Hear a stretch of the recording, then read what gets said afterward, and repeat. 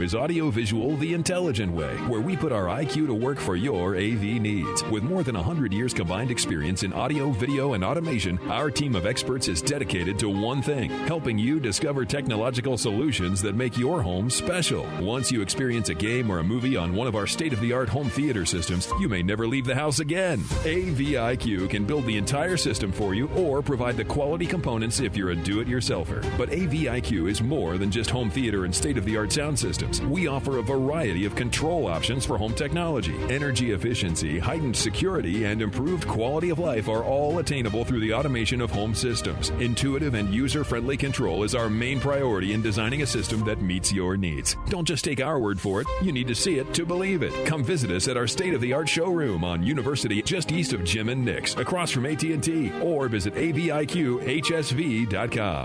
Hello, this is Kerry Rosenblum Realty, and we're part of that MA family. It's great to see football season back in, and we're at Rosenblum Realty trying to take care of all your real estate needs, whether home buying or selling. We'd like for you to put our 64 years of experience to work for you. We have 4-generation family ownership, and again, take a personal touch to taking care of your real estate needs. Call us at 256-539-9501 or rosenblumrealty.com. Finding great candidates to hire can be like, well, trying to find a needle in a haystack, but not with ZipRecruiter. Its powerful technology actively finds and invites qualified candidates to apply to your job. So while other companies might deliver a lot of hay, ZipRecruiter finds you the needle in the haystack. See why 4 out of 5 employers who post a job on ZipRecruiter get a quality candidate within the first day. Try ZipRecruiter for free at ZipRecruiter.com/free. That's ZipRecruiter.com/free. This is Wes Neighbors talking to Chris Haygood of Bob Wallace Appliance. Chris, what sets you apart from other appliance dealerships? Wes, these appliances are going into the most used room in your house, your kitchen. The way we have these appliances displayed, it's easy for you to visualize how they'll look in your home. Wes, what sets us apart is the people. They're well trained. In fact, they live and breathe these appliances. And if you need service, you'll really appreciate our parts department. Contact Bob Wallace Appliance at 256-533-2121. Switching season is here at WOW. Get gig speed internet for just $64.99 a month at wowway.com. Plus, get a year of HBO Max included and $300 on us. Wow. After the promotional period, HBO Max will auto-renew at then prevailing rate. Limited to new customers with auto-pay and paperless billing. Offer subject to change. Restrictions and terms apply. Yes! Everybody's dancing. This is GOAT mode. He has just oozed composure. WZZN, Union Grove, Huntsville, Alabama. Alabama! Your home of the Crimson Tide Sports Network. WZZN, Union Grove, Huntsville, Alabama. 97.7 ESPN, The Zone. This is SportsCenter. I'm Christine Lisi. This is what you need to know. Major League Baseball and the Players Association slated to meet again today. Both sides pessimistic. An agreement on a new labor deal will be reached before the current CBA expires at 11:59 p.m. Eastern tonight.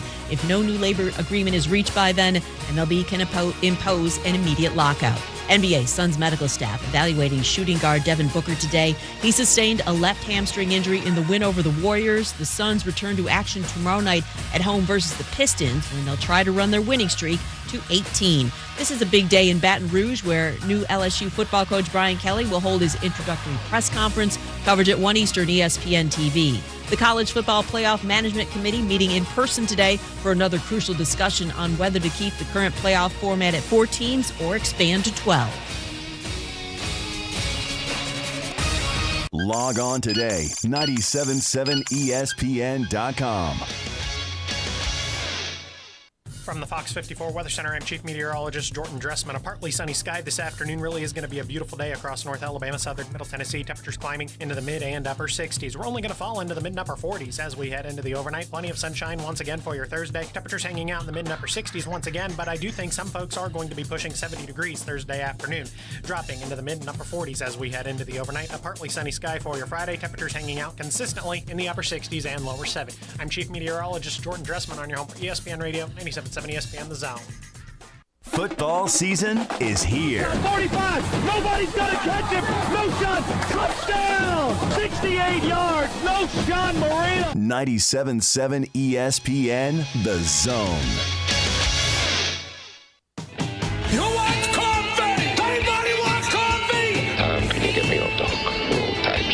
style. He ain't good looking, but he sure ain't shy. He's a northern bred, southern fed, slick talking guy. Listeners in his posse are the junkyard dogs. The SEC from Tennessee to calling them hogs. From Gainesville up to Lexington to the Titan Tiger Land. Nobody does it like Thom Abraham. You want me on that wall. You need me on that wall. Testosterone high today. Yeah, Tom's a man, he's got the plan, he's really got it made. What a wife he's got, she's smoking hot, check out the junkyard babe. When everything is said and done, no one can beat his show. He's a high-tech redneck, Tony Soprano. If you love sports without the fluff, he's got the master plan. Cause nobody does it like Thom Abraham, yeah. I guess I'm on here. Am I on? Can somebody respond? It must be Wednesday. I called it hump day. Uh-oh. Guess what day it is? Guess what day it is? Huh? Anybody? Mike. What day is it, Mike? Hump day! Let's guess what today is. Hump day. Hump day.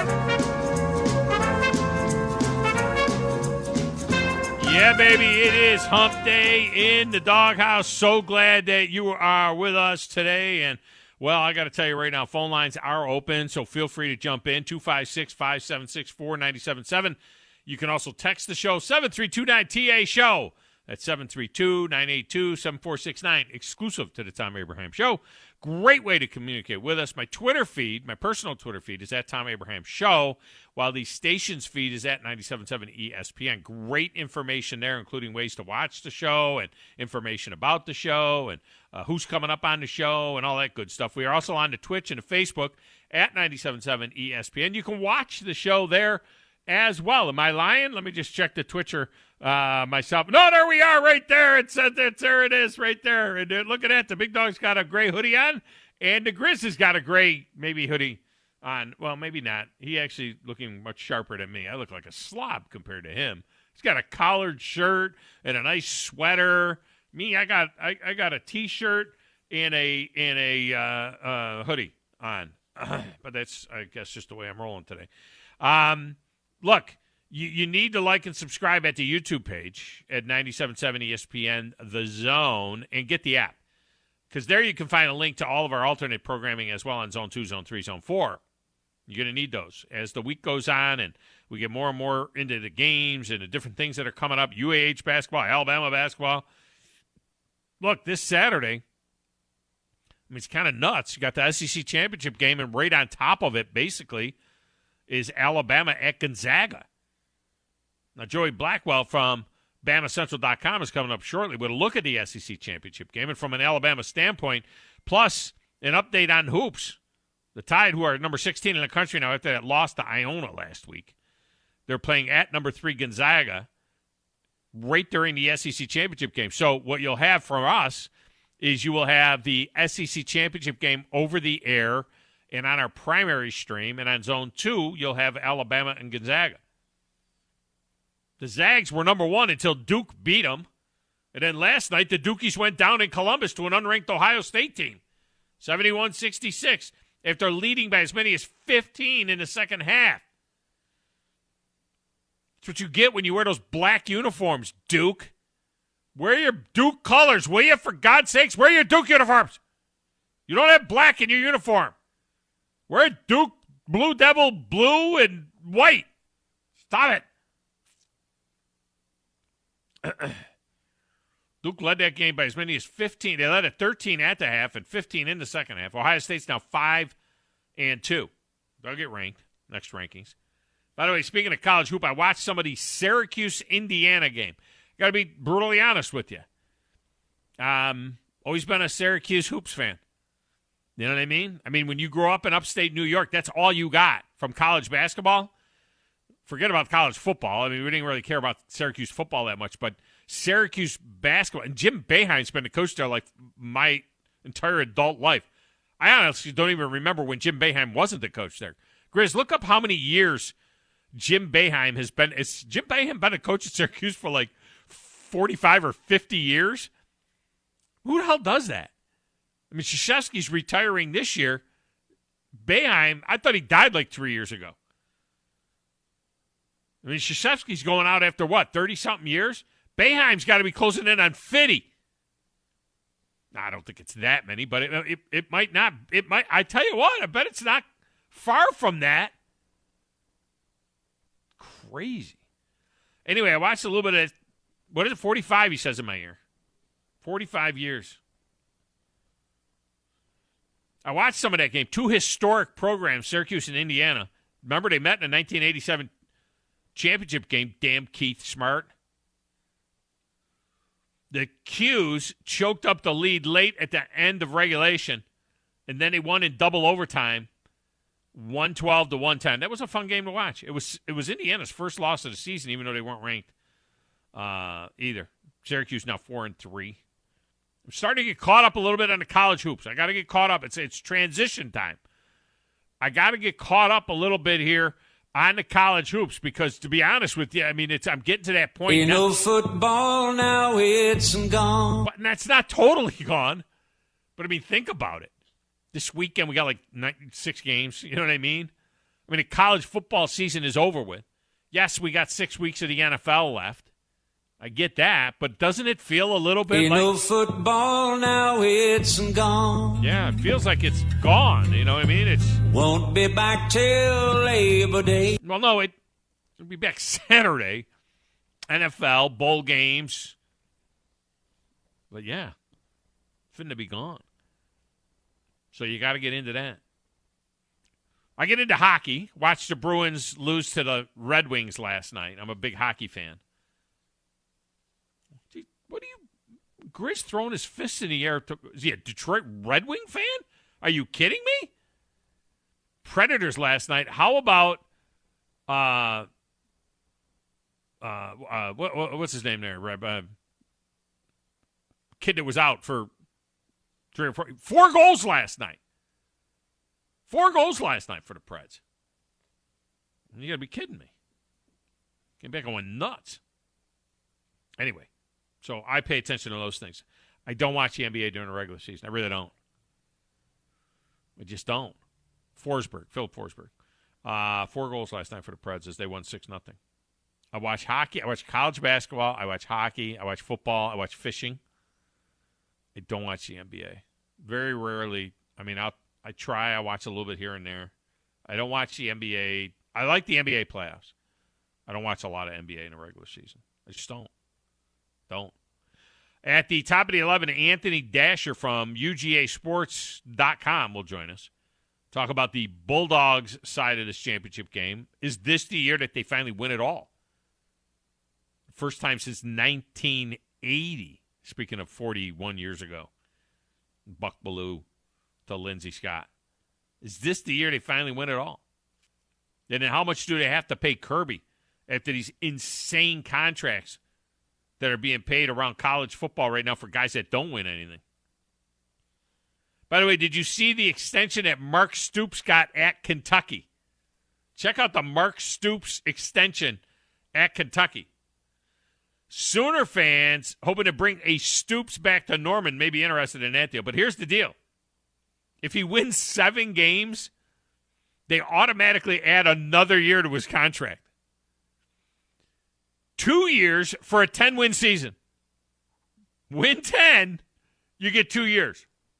How different the expectations are. It's a great deal if you can get it. Hey, win 7, we'll give you another year. That's 1 game over 500.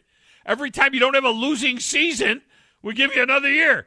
Look, at Alabama, or Georgia, or Florida, or LSU, or Auburn, when you win 10 games, they put you on notice. Like, hey, yeah, you're supposed to play 15. You won 10. All right. 10-2. Okay. Not in the playoff. Okay. We're keeping an eye on you.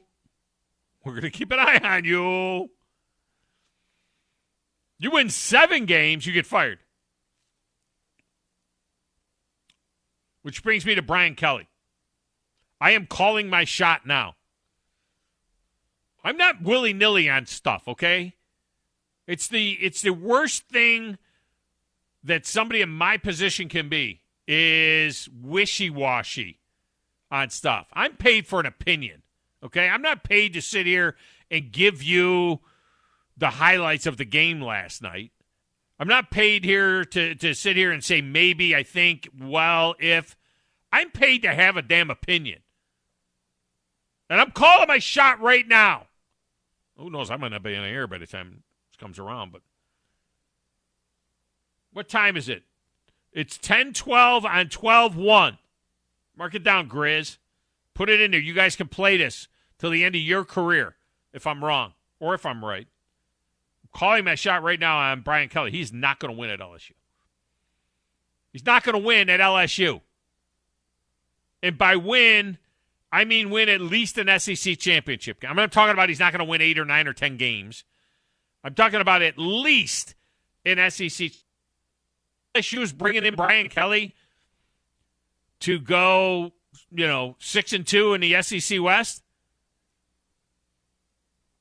They think they're bringing in somebody that can win them a championship. A championship, if not at least an SEC championship, if not a national championship. I think he's Dan Mullen. I think he wins a lot of games, but not those games. When he was at Cincinnati, he went to the Orange Bowl. They lost by 13 to Virginia Tech. That was when it started letting teams, from the cute little group of 5 into the big bowl games. They said, well, we'll let you in. You got like the suckiest bowl of all of them. But we're going to let you in. We're going to let you play in a New Year's Day bowl. Here, you can have the Orange Bowl. He got beat 20-7 by Va Tech.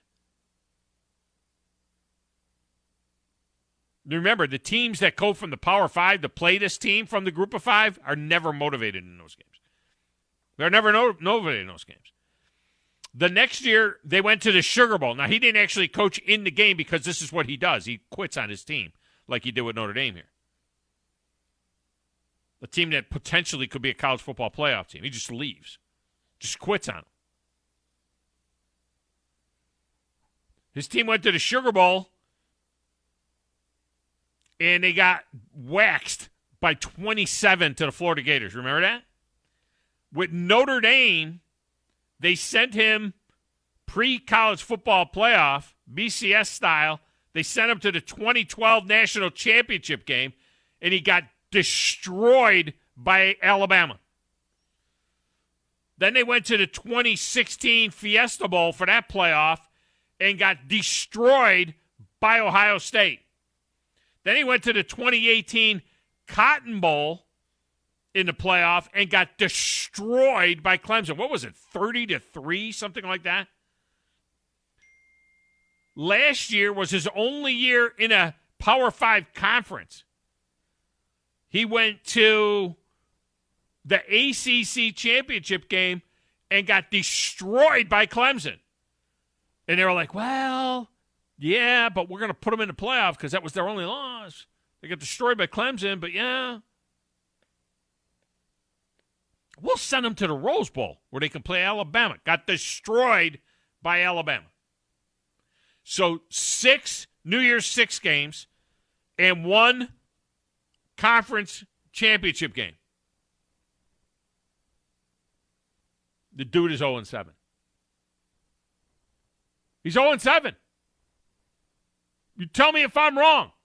He's 0-7. It's going to change all of a sudden? 0-7. I think he's fool's gold. And I don't think he's a great guy either. That story that Robert Saleh and Kyle Shanahan tell about when they were GAs at Central Michigan, that's telling. That is a telling story. They were GAs, and they got invited to the Christmas party at Brian Kelly's house. GAs. Now, graduate assistants, not students, graduate assistants. Okay? Graduate assistants deserve a little respect. They get invited to the Christmas party with the staff at Brian Kelly's house. He has them shoveling the driveway and parking cars. That's what you had them do. Shovel the driveway and parking cars. You don't treat your GAs like that. Then remember the story about the kid that he sent up in the lift in the heavy wind at Notre Dame to film practice, and the kid died, and the lift got blown over? Look, he's not, and then and in this situation, you got to be kidding me. I mean, he just bails. I mean, over there in a little glass room playing the Platters That Matter and Stacks of Wax and answering the phones and keep me on the air. And I don't think he'll just bail on me without even 5 minutes notice. Who in the blue hell are you? What is your name? Detective. It doesn't matter what your name is. I'm the producer of this show. If I didn't step up, you're nowhere. I put this thing together out of spit and polish. I think this is one of the traits of a really good producer. Keep the talent happy. I'm all jacked up on Mountain Dew. Now, Tom. Hey, Tom. Testosterone high today. Testosterone, whatever the it is. It really doesn't matter what you think. All right? It really doesn't matter what you say. Any of you play sports?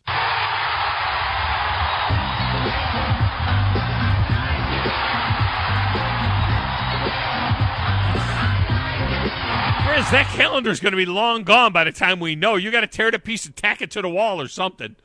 You know? Say that one more time? I mean, that calendar that you wrote the note on there? Yeah.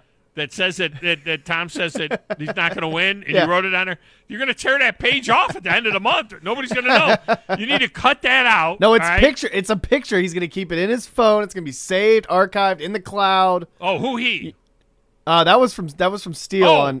I thought that was you. No, that was Steele. Oh, Steele did that? Steele did that. A listener did that. A listener. Okay, Steele. A watcher/listener.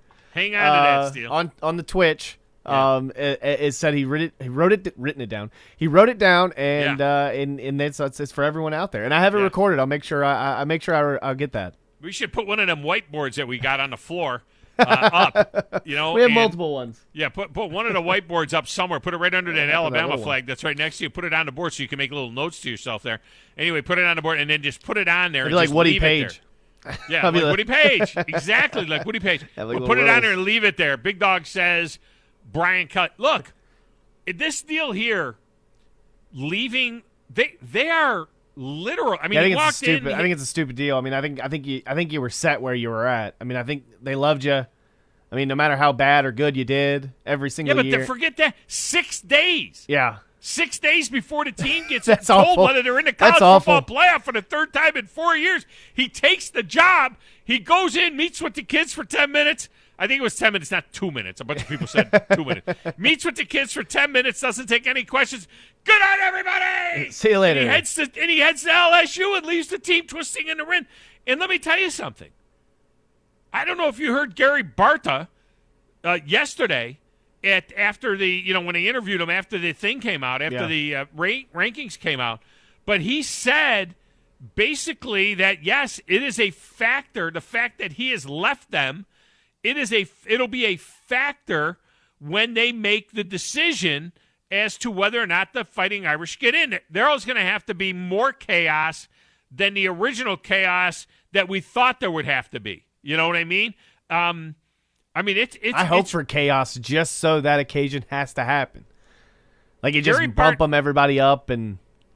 Gary Barta said this, quote, once the championship games wrap up, the protocol does include the ability for the committee to consider a player or coach not being available. Yeah. I mean, he just stiffed the entire team out of their possibility. What if Michigan loses and Alabama loses and Oklahoma State or Cincinnati loses? Any of those things are possible. What if, Alabama's a significant underdog? That would knock them out, let's say. What if Michigan loses to Iowa? I don't think that happens, but what if Cincinnati gets stumped by Houston? That could happen. And then Oklahoma State, win or lose, there's 2 spots open. You move Oklahoma State if they beat Baylor, and Notre Dame, if you move those 2 in. And Alabama and Cincinnati are out. Now, forget about it. Notre Dame would have to have everybody lose to get in. And that entire team is going to get the shaft, an opportunity to go and get whacked again in the playoffs is gone because their coach decides to leave now. Yeah, it's really tough, and it's really tough on the players because it's like I kind of feel for when a player wants to leave to go to the NFL draft and you know, they might skip out on the bowl game. It's like you got a team that's playing really well, even with Lincoln Riley. I mean, Oklahoma had a pretty good season. I mean, in I guess Oklahoma respect, you know what I mean? Yeah, right? They're out of it. I get they're out of it, but if they were still in it, do you think he still would be on the move? Well, the thing is, can you take the job and stay with your team? Yeah. Until the end. Dennis Dodd said this. He said 6 days before his team could get into the college football playoff for the third time in 4 years, Kelly not only accepted the LSU job, he left right away. This is unprecedented. In the history of the sport, few, if any, coaches have ever left with a championship on the line. And the message that Kelly sent is, quote, I don't think the Fighting Irish are going to get into the playoff, and even if they do, I don't care because they ain't going to win it anyway. I mean, that's the message. Yeah. You know what I mean? That's what he's telling his team after all of this time. Now, I will give, for both the case of Riley and Kelly, I will give them a little bit of cover here and just say December 15th, National Signing Day. If they want to stop this, they got to stop with the early signing date. They got to move signing day back to February and leave it there. Leave it at February 3rd. The December 15th National Signing Day is screwing this up. These coaches got to go because National Signing Day is in 2 weeks. Let me get a couple calls in here quick. Grumpy is up. Grumpy, what's going on? Hey, man, you covered everything I had, man. I was going to bring up that did he kind of put the icing on the cake that Notre Dame's not going to make it because he left because of that clause. But I do have a question if I'm going to follow some hockey. The UAH goalie that was a backup in the NHL, is he still around? Yeah, well, he was a starter. I mean, he's making $4 or $5 million a year. He started for a long time. I don't know if he's backing up. I think he's with the Minnesota Wild right now. Yeah. Minnesota what? The Minnesota Wild. Wild, okay. Wild. All right, man. Well, listen, I had more questions. You answered everything I had while I was on hold, man. Thanks for your time. All right, appreciate it. Ray Dog is up. Not happy about his Dukies getting whacked last night in Columbus. Ray Dog, what's up? Not only that, but I'm sitting there with the girlfriend, and this is her first basketball season with me. And we're watching the Purdue game. And I'm just saying, hanging around, Florida State's just hanging around. She's like, what do you even mean? I'm like, man, when you're better than somebody, you don't let them hang around. You put your effing foot on their throat and you end them right then.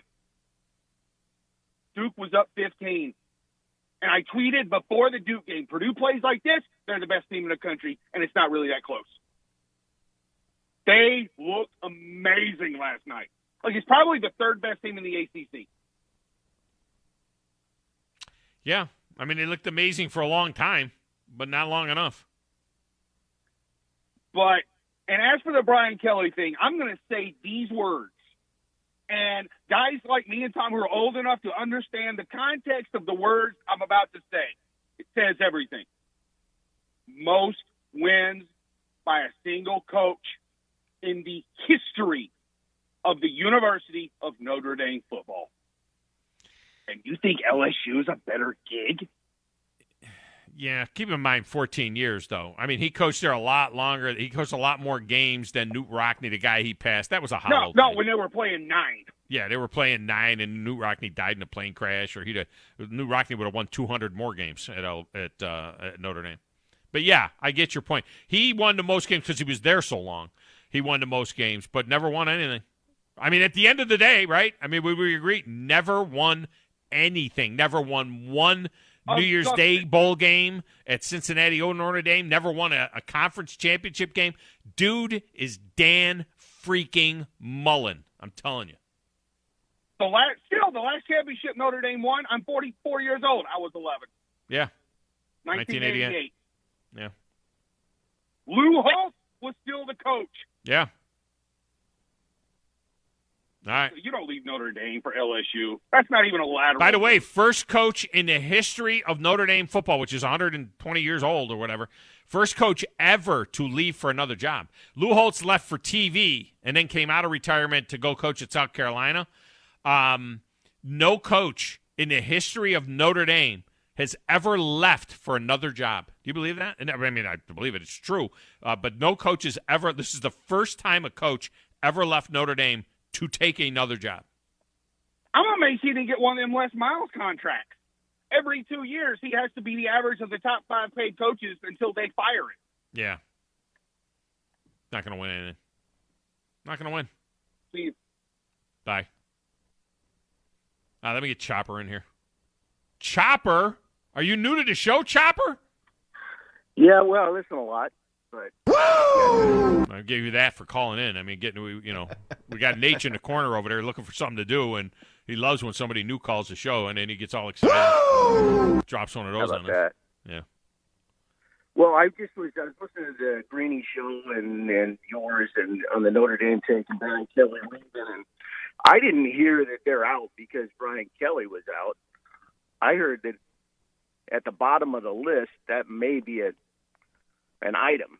No, not with it. Right, not out because of Brian Kelly. The point is that it's now a consideration. So in other words, if it's close, right? Let's say Cincinnati gets beat by Houston, and Brian Kelly's still there. Cincinnati loses to Houston. Oklahoma State wins. Alabama loses to Georgia, and they say, okay, Oklahoma State's in, and we're going to look at 12-1 Cincinnati versus 11-1 Notre Dame. Yes, Notre Dame lost that game, but they've been playing better down the stretch. We're going to go with Notre Dame. Not now. So not now. Now it's a consideration. Notre Dame above Cincinnati if they lost to Cincinnati to Houston? It would have been close because you look at it and you say, okay, Cincinnati won that game. It was an upset. They won that game. Then you look at the games they played that were very close, that they won narrowly. They beat Navy barely. Notre Dame crushed them. They beat Tulsa barely. They beat Tulane barely. And then they lose to Houston in the championship game. If all of that happened, I think Notre Dame would have had a really, really good chance to jump them. What I'm saying is that with Brian Kelly bailing on them, I don't think they have any chance unless Michigan, Alabama, Houston, and Oklahoma State lose. They all have to lose. Yeah, I never thought they had a chance to begin with. I mean, I don't think they have a top 25 opponent on their schedule other than Cincinnati, which they lost. At least Cincinnati's playing Houston, Cincinnati, to be even close in this conversation is amazing. There's probably 15 teams from Power Fives that would just trounce Cincinnati right now. What if they had to weigh, let's say Cincinnati lost, Oklahoma State wins, or even let's say Cincinnati wins, and let's say Oklahoma State lost to Baylor, which is absolutely possible. Michigan wins, Alabama loses. What if they had to weigh an 11-2 Alabama against an 11-1 Notre Dame? Now, we know that Alabama would beat the brakes off them on a neutral field, but I think they might take 11-1 Notre Dame over 11-2 Alabama. I think they might have. Possibility. Yeah, but now they won't. Possibility. Yeah. I just think Notre Dame's schedule was so bad this year, other than the Cincinnati game, which they lost. Yeah. So that's just my opinion. All right, man. Chopper, don't be a stranger to the show, man. That's a good call. Hey, good listening to you guys. All right, man. Appreciate you. I didn't even hear Greeny today, so I don't know what he was saying. Let me get a break. Joey Blackwell is next. Thom Abraham Show, 97.7 ESPN The Zone.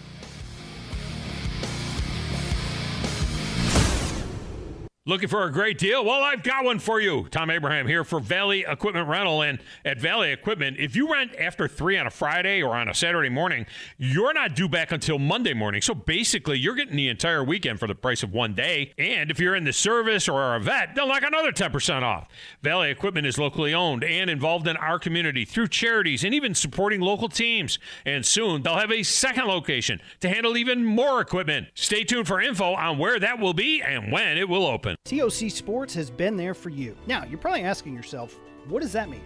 It means for more than 20 years, Alabama's largest orthopedic group has been there providing coverage and care to more schools and student athletes in the Tennessee Valley than any other group. It means whether you are the star football player, the all-region volleyball ace, or someone who hurt their knee in a weekend pickup basketball game, TOC Sports physicians are proud to have the opportunity to care for all your orthopedic needs. It means for parents, coaches, athletes, desk jockeys, or even weekend warriors, TOC Sports physicians continue to meet and exceed the orthopedic and sports medicine needs of our community. But most importantly, during these challenging times, we're here for you now, and will continue to be here. So as long as there are players on the field, games to be played, and contests to be won, the orthopedic specialists from TOC Sports will be ready to help. We don't know what the future holds, but you can count on the TOC Sports team to stay committed to you, so you can stay in the game. Call 256-539-2728 today and ask to see a TOC Sports physician. Check them out online, also Facebook, Twitter, and Instagram.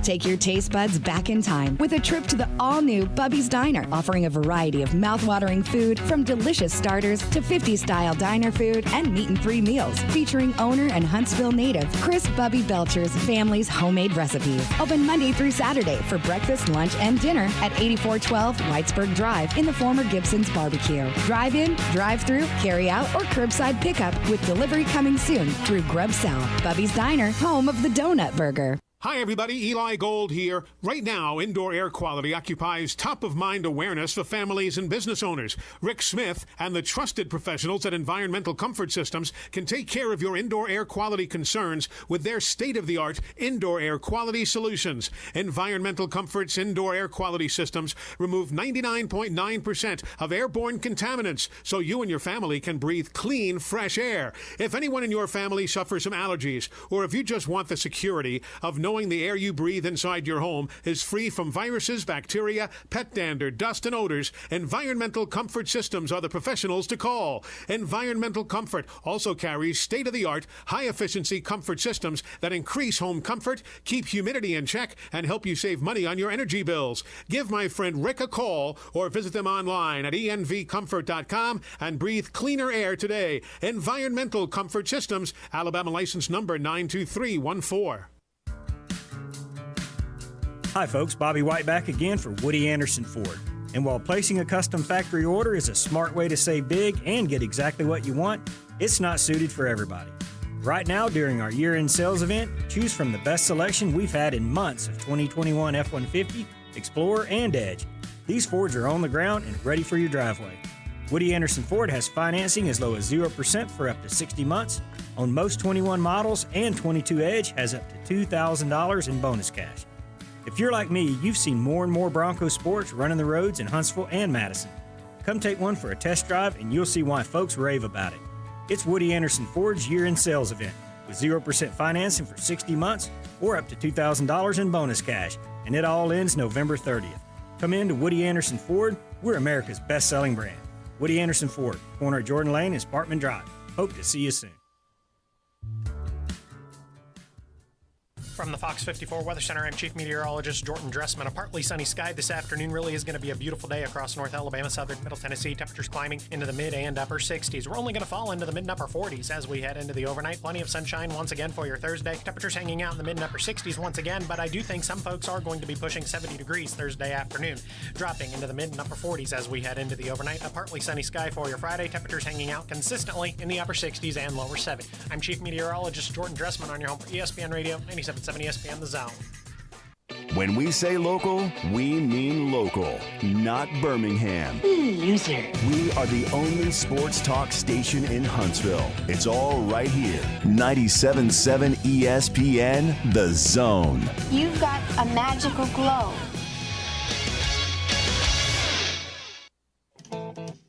This is Paul Feinbaum. Listen to me coming up today at 2. Now back to the Thom Abraham Show on 97.7 ESPN, The Zone. Let me clean up the Grumpy's question. Cam Talbot was the goaltender. He was talking about the UAH goaltender. Played 11 years in the National Hockey League with the Rangers, Oilers, Flyers, Flames, and Wild, mostly as a starter. He had signed a 3-year deal worth $11 million to be the starting goaltender for the Wild in 2020. He led them to a playoff, was 19-8-5 during the regular season in his first year with them, but was released after camp this year. So right now, Cam Talbot is actually not on a roster as we speak. So that cleans up that little story there for him. I don't want to leave a bunch of misinformation out there. Not that I ever let the facts get in the way of a good story. Joining us now, Joey Blackwell from BamaCentral.com, who is all about the facts. He's on the Neighbors Wealth Management Hotline. Joey, that's the difference between what you do and what I do. You have to be factually correct, and me, I just say crap. You know, whatever happens, happens. I try to do it best. Don't get it right every time, but I try my best. We're late coming to you because the phones got fired up. I started talking about. I am on record now saying that Brian Kelly will not win at LSU, and by win I mean, you know, it's not like at Kentucky where if you win 7 games they give you another year. This is LSU. By win, I mean he won't even win an SEC championship game. Dude has never won a big game. He's never won any kind of a game at Cincinnati or Notre Dame. He's 0-7 in New Year's Day games or in the one conference championship game when Clemson beat the snot out of him last year. I just don't see it happening. And, it's just my take on it. Are you like, oh, wow, Brian Kelly at LSU, they're the new team to beat? No, yesterday actually we had our monthly staff lunch for Bama Central, and I was talking to a couple of the writers at the site, and both of them thought that Brian Kelly was a good hire. I completely disagree. I think that there's a couple of points to be made about Brian Kelly. The first, the point you just brought up about how in big games he hasn't shown his best foot. I mean, he's 0-7. But aside from that, also you're talking about a guy that while he recruited well at Notre Dame, especially considering the academic regulations they have at Notre Dame, he was able to pull a lot of players up there. He's now having to move down to LSU, which LSU has historically recruited well under Ed Orgeron, obviously. But he's having to now recruit with Jimbo Fisher in Texas. He's having to recruit with Steve Sarkisian in Texas. He's having to compete with Oklahoma. He's having to compete with, of course, always Nick Saban and Lane Kiffin. He's having to now compete with all these coaches for a really talented high school, plethora of high school athletes down there in Louisiana. And I think, I'm not really sure what LSU saw in him. I think this could possibly get a panic hire. It was pretty obvious early on that they were looking out for Jimbo Fisher or Lincoln Riley, somebody of that status.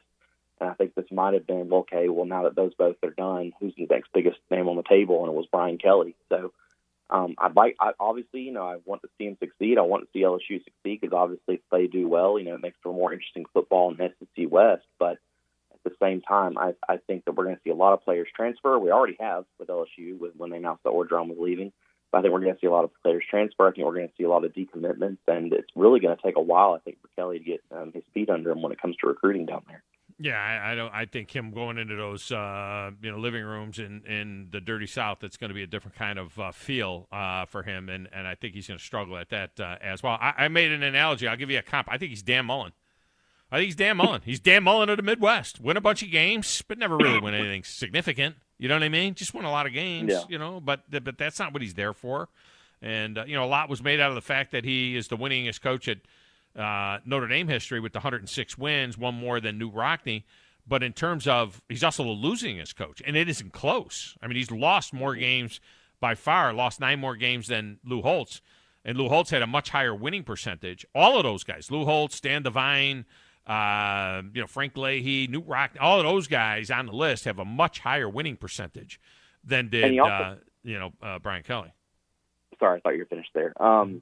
You also have to think about, he also had the benefit of Notre Dame's schedule, playing at Notre Dame, them being independent. I mean, Notre Dame obviously has their annual games. They had to play Clemson last year. They always have their annual game against USC, which used to be a must-watch TV, but nowadays not so much with USC hopefully USC will, kind of rise again with Lincoln Riley, but over the past decade, they've kind of been irrelevant as far as in the college football conversation. But having that benefit of an independent schedule and kind of getting to cherry pick who you play, they're not going to have that benefit at Notre Dame. Obviously, they're going to have an SEC schedule, an SEC West schedule at that, and some cross-play with some tough SEC East opponents. And I think he's going to get popped in the mouth early on. I'm not saying that he won't eventually be able to get his feet under him, but for these next few seasons, LSU fans really need to brace themselves for what I think is going to happen down in Baton Rouge.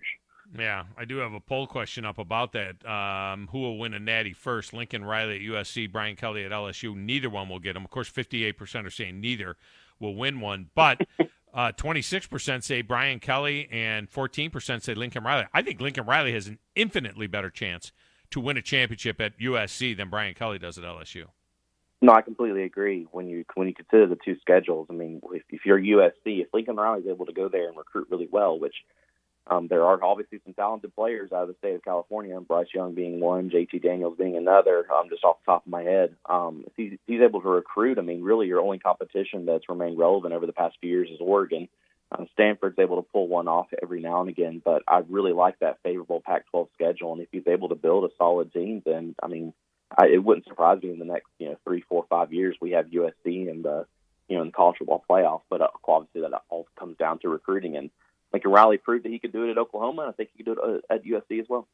I think 3 years at the outside, and they'll be able to get it, especially if they expand it. Of course, if it's expanded, they'll have a much better opportunity to get in. Joey Blackwell with us here, and it is heinous. These coaches leaving now, and in the case of Brian Kelly, they still have a better than outside shot at getting into the college football playoff. The guy walks in, says I'm leaving, and leaves, and that's the end of that. I mean, leaving the kids and the team high and dry.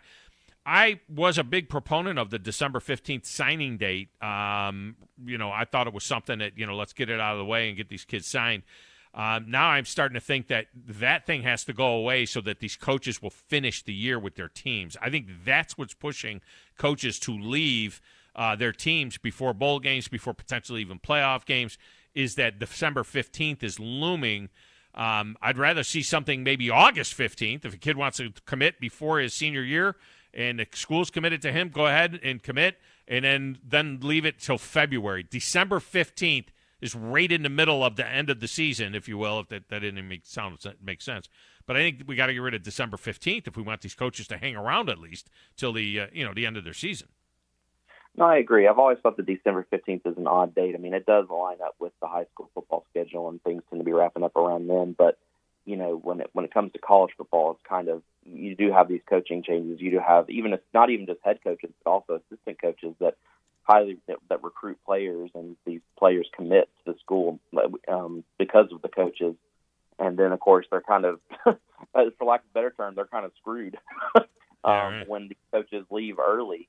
And it really creates a bad situation for players that just signed, because once you've signed, you're pretty much stuck there, at least for a season. December 15th has always been a date that I thought should be pushed back to at least until after the national championship game, just because it gives players and coaches time to kind of figure things out. I mean, look at Steve Sarkisian last year leaving and trying to take commits with him, but obviously the players he already recruited for Alabama had already signed at that point. Alabama is someplace they have not been in some 14 years, 13 years, something like that, a touchdown underdog in a game. It was opening day against Clemson in 2008. I'll never forget. I was at that game, and we all just looked at each other and was like, what the hell is happening here?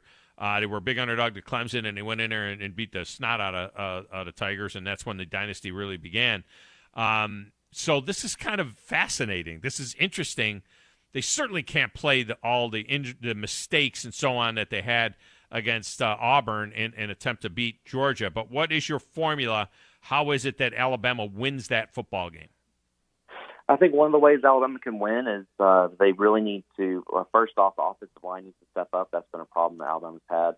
But on defense, they really need to force Georgia to be one-dimensional. I think that Georgia's rushing attack has really been able to open up the passing game for them with Zamir White at running back. But Alabama does have a stout run defense. So they're currently ranked 4th in the nation. They allow about, I think it's 2.6 yards per carry. So if they can force Georgia to be one-dimensional and kind of force Stetson Bennett to make throws that he doesn't want to throw, maybe cause a couple of turnovers, I think that's how Alabama can stay in this game. That being said, it's going to be a very arduous task for Alabama. The defensive back play has not been up to Saban standards over the past month, up to Alabama fan standards in general over the past month. That's been a problem for them. So it's not going to be easy. Stetson Bennett has been able, of late, to hit the ball downfield, and that's something that Alabama's been struggling against. So, but I think that if Alabama is to win this game, I think those are some things you need to look at. You need to look at Alabama's offensive line performing better. We did see some good things out of Seth McLaughlin last week against Auburn. He was one of the highlights along with Evan Neal. But, of course, Damian George and Darian Dalcourt are still having their issues. But offensive line play, and then on defense, forcing Georgia to be one-dimensional, that's probably the two keys right there. What's the sense about Brian Robinson? I mean, the whole scholarship running back room is, in the infirmary. Is there any thought or chance that he can be recovered enough to actually play, or is this okay, Trey Sanders? It's on you, baby. Let's go. Well, Saban didn't explicitly state Robinson's status yesterday. We did get to speak to him for a little bit. I'm sorry, not yesterday. On Monday. We did get to speak to him a little bit, but yesterday the players were asked about Robinson being day to day, and they both Jordan Battle and Phil Mathis expressed their full confidence in Trey Sanders that he can get the job done. And Trey Sanders has been able to get the job done when he's put in there. He has had his struggles, but overall he's been fairly effective when having to come in late. He did a really I think, a decent job against Auburn last week. Auburn, of course, had a really strong rush defense last week, but I think he did do a great job, and that's a lot of that has to also do with the offensive line play. But everybody saw that Trey Sanders hurdle in the fourth quarter. So I think the rushing game can get it done. Now, as far as Brian Robinson, we don't know. He's still day to day. I'm kind of leaning towards him not being able to go just because of the injury, but at the same time, it also, Alabama has historically kept injuries close to the chest, so we really won't know until we see the warm-ups on Saturday. It seems like the whole thing is going to come down to the other side of the ball. It almost seems like they need a slobber knocker here. They need one of those games like they just had without the mistakes, but they need one of those games. They got to force Georgia to prove that Georgia can perform against a really good defense themselves, a defense that has even more sacks than Georgia has. I feel like if they rely on the offense too much, it's going to be trouble. As much as you want to show off your shiny quarterback, it just seems like that's where bad things can happen. It's almost going to be a little bit of, for me, it almost feels like it's going to be a little old school type football. Alabama's going to want to drag them down into a slobber knocker and see if they can't win a 2017 game. Well, people have been talking about all pretty much this past month about how bad the offense has been struggling, and it's been struggling so much that people haven't really talked about how effective the defense has been. The defense for Alabama has been really, outside of the Arkansas game, the defense has been really, really solid for Alabama. They did great against LSU. They're the reason they won that game. Obviously, there's New Mexico State, but then also against Auburn. That was one of the reasons the defense, the reason Alabama was able to hang in and make that comeback, have that 97-yard drive, was because the defense set it up for them. I completely agree with you that I think this is really going to be a defensive slugfest, and it's really going to be up to the offenses to kind of see who can trump the other opponent's defense, because I think defense is going to be naming the game. Obviously, Georgia has some stellar defensive players highlighted by Jordan Davis on their defensive line. Alabama has Will Anderson, that's, of course, leading the nation still in both tackle for loss and sacks. And I actually wrote a story this morning on Bama Central kind of talking about those two players and their Heisman odds, considering when was the last time we had two players that actually had legitimate Heisman odds heading into the last week of the season. But no, it's going to be a defensive slugfest, and it's going to be a lot of fun. I think that Georgia's offense, this will definitely be a test for them, because they really haven't had a test. They haven't even had a close game since that Week 1 game against Clemson, and it's going to be interesting to see how they handle such a solid defense if Alabama comes to play like they have been over the past month. All right, finally, in a close loss, in our last minute or so here, in a close loss, how many teams have to lose? What kind of carnage do we have to see Saturday to allow an 11-2 Alabama team into the tournament? If it's a close, it's going to take a lot. You're probably going to have to see Michigan lose in the Big Ten championship game to Iowa. That's the first thing that needs to happen. You probably need to see Oklahoma State fall to Baylor. I think that if those two things happen, even if Cincinnati wins their title game, I think Alabama could still sneak it in if it's a close loss. But you always have Notre Dame looming there as well at 11-1. So it's going to be close. But obviously, if Michigan, Cincinnati, and OK State all lose, then I think Alabama's pretty much sure in. But if we're taking 2 out of 3, Michigan, Oklahoma State, if they both fall, then I think Alabama can fall to 4 and keep their hopes alive. Always a pleasure. Tremendous stuff. I think Brian Kelly has screwed Notre Dame out of this deal. I think if it's close, Notre Dame's not going to get the nod because of him leaving. They're not going to honor that. And I hate it for the kids there. Yeah. I'm sorry, I didn't mean to interrupt. Yeah, if the CFP weighs that factor in there, Notre Dame might be done. And that's what they said they do. Gary Barta said it last night, that we definitely take into account what coaches and players are available. And so that will be part of the mix there. Always a pleasure. Joey Blackwell has been our guest, BamaCentral.com. Joey, I appreciate you. So what are you doing now? You're going to have the Gonzaga game on your tablet while you're in the press box at the championship game? I mean, how do you rock that? Yeah, absolutely. Going to be watching obviously the SEC championship in person, and then I'll definitely have that streaming on my iPad to the left of my computer. That's exactly the plan. That is exactly the plan. All right, man. Appreciate you. Absolutely. Thank you, Tom. Let's get a break. We'll come back and wrap up hour number 1 next, right here on 97.7 ESPN The Zone.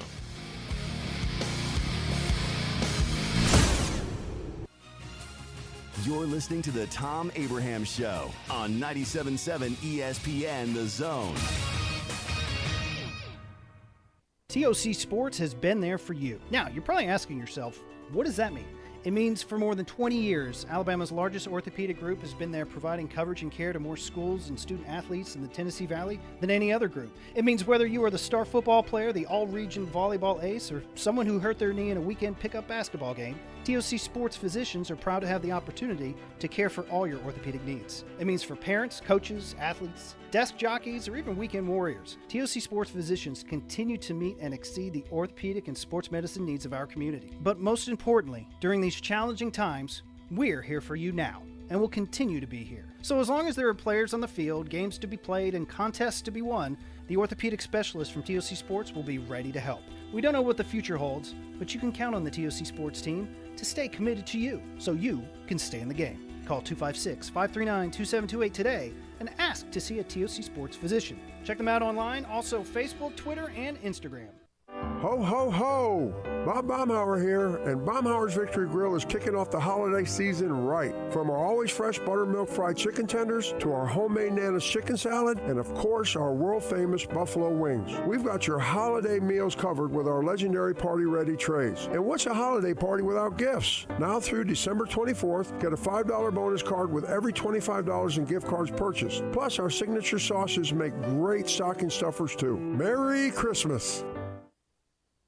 Ann Adams with Berkshire Hathaway Rise Real Estate is the one name to know if you're buying or selling real estate. With years of local experience, Ann Adams offers buyers in-depth knowledge of the local housing market and will narrow available properties down to those you'll be interested in so you can save time when shopping for your new home. If you're ready to sell, Ann offers a seamless process using accurate pricing and expert negotiation skills to make sure you get a fair price for your home. Call Ann Adams today at 256-337-2625 or log on bhhsriserealestate.com. Thom Abraham here from my friend Brian Hamaker and his team at North Alabama Mortgage. Look, buying a home is the biggest purchase you will make in your life, and it can be a bit intimidating, so you want people that can help walk you through the mortgage process and get you the best deal possible. That's what North Alabama Mortgage does, and they do it in Alabama, Tennessee, and Florida, from first-time purchases to refis, conventional, VA, FHA, and USDA loans. They have the solution at North Alabama Mortgage. Visit NorthAlabamaMortgage.com to learn more. That's NorthAlabamaMortgage.com. Never mind fall and football being in the air. We want to taste it. And never mind not being able to tailgate at the game. Let's create the ultimate barbecue experience in your own backyard. You said it, Foster Brooks, and that's where Brooks & Collier comes in. Big selection of outdoor furniture. And a big selection of grills and smokers like Traeger, Big Green Egg, Blaze, even DCS, and more. This is the good stuff. And Paul, we definitely got the accessories. And remember, we deliver. Visit us at 813 Meridian Street and shop online at brooksandcollier.com.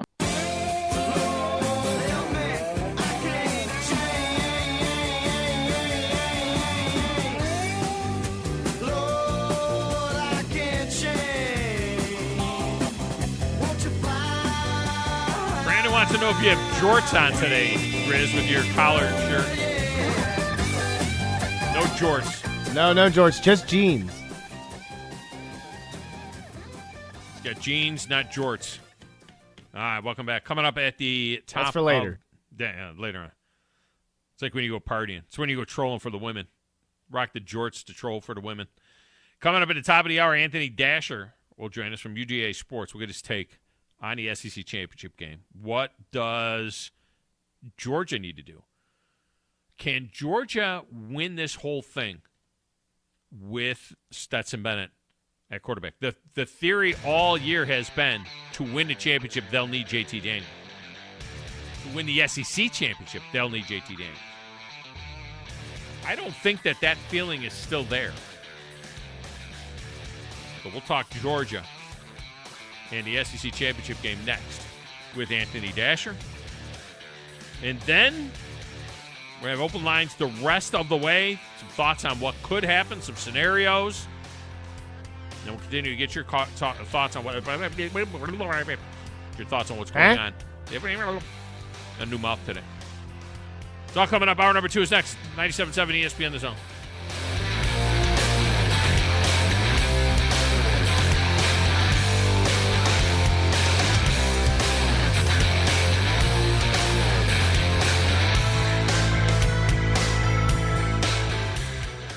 Hi, everybody. Eli Gold here. If you know me, you know I've been around a whole lot of championship teams. Well, there's one championship team in North Alabama I want to make sure you know about. The trusted professionals at Environmental Comfort Systems. Rick Smith and his team provide the best in air conditioning solutions, so even on the hottest days, you'll be cool. Give Rick a call or visit them online at envcomfort.com and see how cool you can be. Environmental Comfort Systems. Alabama license number 92314. This is Wes Neighbors talking to Chris Haygood of Bob Wallace Appliance. Chris, what sets you apart from other appliance dealerships? Wes, these appliances are going into the most used room in your house, your kitchen. The way we have these appliances displayed, it's easy for you to visualize how they'll look in your home. Wes, what sets us apart is the people. They're well trained. In fact, they live and breathe these appliances. And if you need service, you'll really appreciate our parts department. Contact Bob Wallace Appliance at 256-533-2121. Take your taste buds back in time with a trip to the all-new Bubby's Diner, offering a variety of mouth-watering food from delicious starters to 50-style diner food and meat and 3 meals, featuring owner and Huntsville native Chris Bubby Belcher's family's homemade recipes. Open Monday through Saturday for breakfast, lunch, and dinner at 8412 Whitesburg Drive in the former Gibson's Barbecue. Drive-in, drive-through, carry-out, or curbside pickup with delivery coming soon through Grub South. Bubby's Diner, home of the Donut Burger. In 2 years, you can have a career that makes sense for you. Skill up and earn a living working with your hands, or work on the front line of computer information systems and cybersecurity. Get a degree that lets your healing heart take care of people. Help design and manufacture the most advanced cars, machinery, or even aerospace components. In just 2 years, great careers are within your reach at Drake State Community and Technical College. Visit drakestate.edu to apply. TOC Sports has been there for you. Now, you're probably asking yourself, what does that mean? It means for more than 20 years, Alabama's largest orthopedic group has been there providing coverage and care to more schools and student athletes in the Tennessee Valley than any other group. It means whether you are the star football player, the all-region volleyball ace, or someone who hurt their knee in a weekend pickup basketball game, TOC Sports physicians are proud to have the opportunity to care for all your orthopedic needs. It means for parents, coaches, athletes, desk jockeys, or even weekend warriors, TOC Sports physicians continue to meet and exceed the orthopedic and sports medicine needs of our community. But most importantly, during these challenging times, we're here for you now, and will continue to be here. So as long as there are players on the field, games to be played, and contests to be won, the orthopedic specialists from TOC Sports will be ready to help. We don't know what the future holds, but you can count on the TOC Sports team to stay committed to you, so you can stay in the game. Call 256-539-2728 today and ask to see a TOC Sports physician. Check them out online, also Facebook, Twitter, and Instagram. WZZN, Union Grove, Huntsville, Alabama. 97.7 ESPN, The Zone.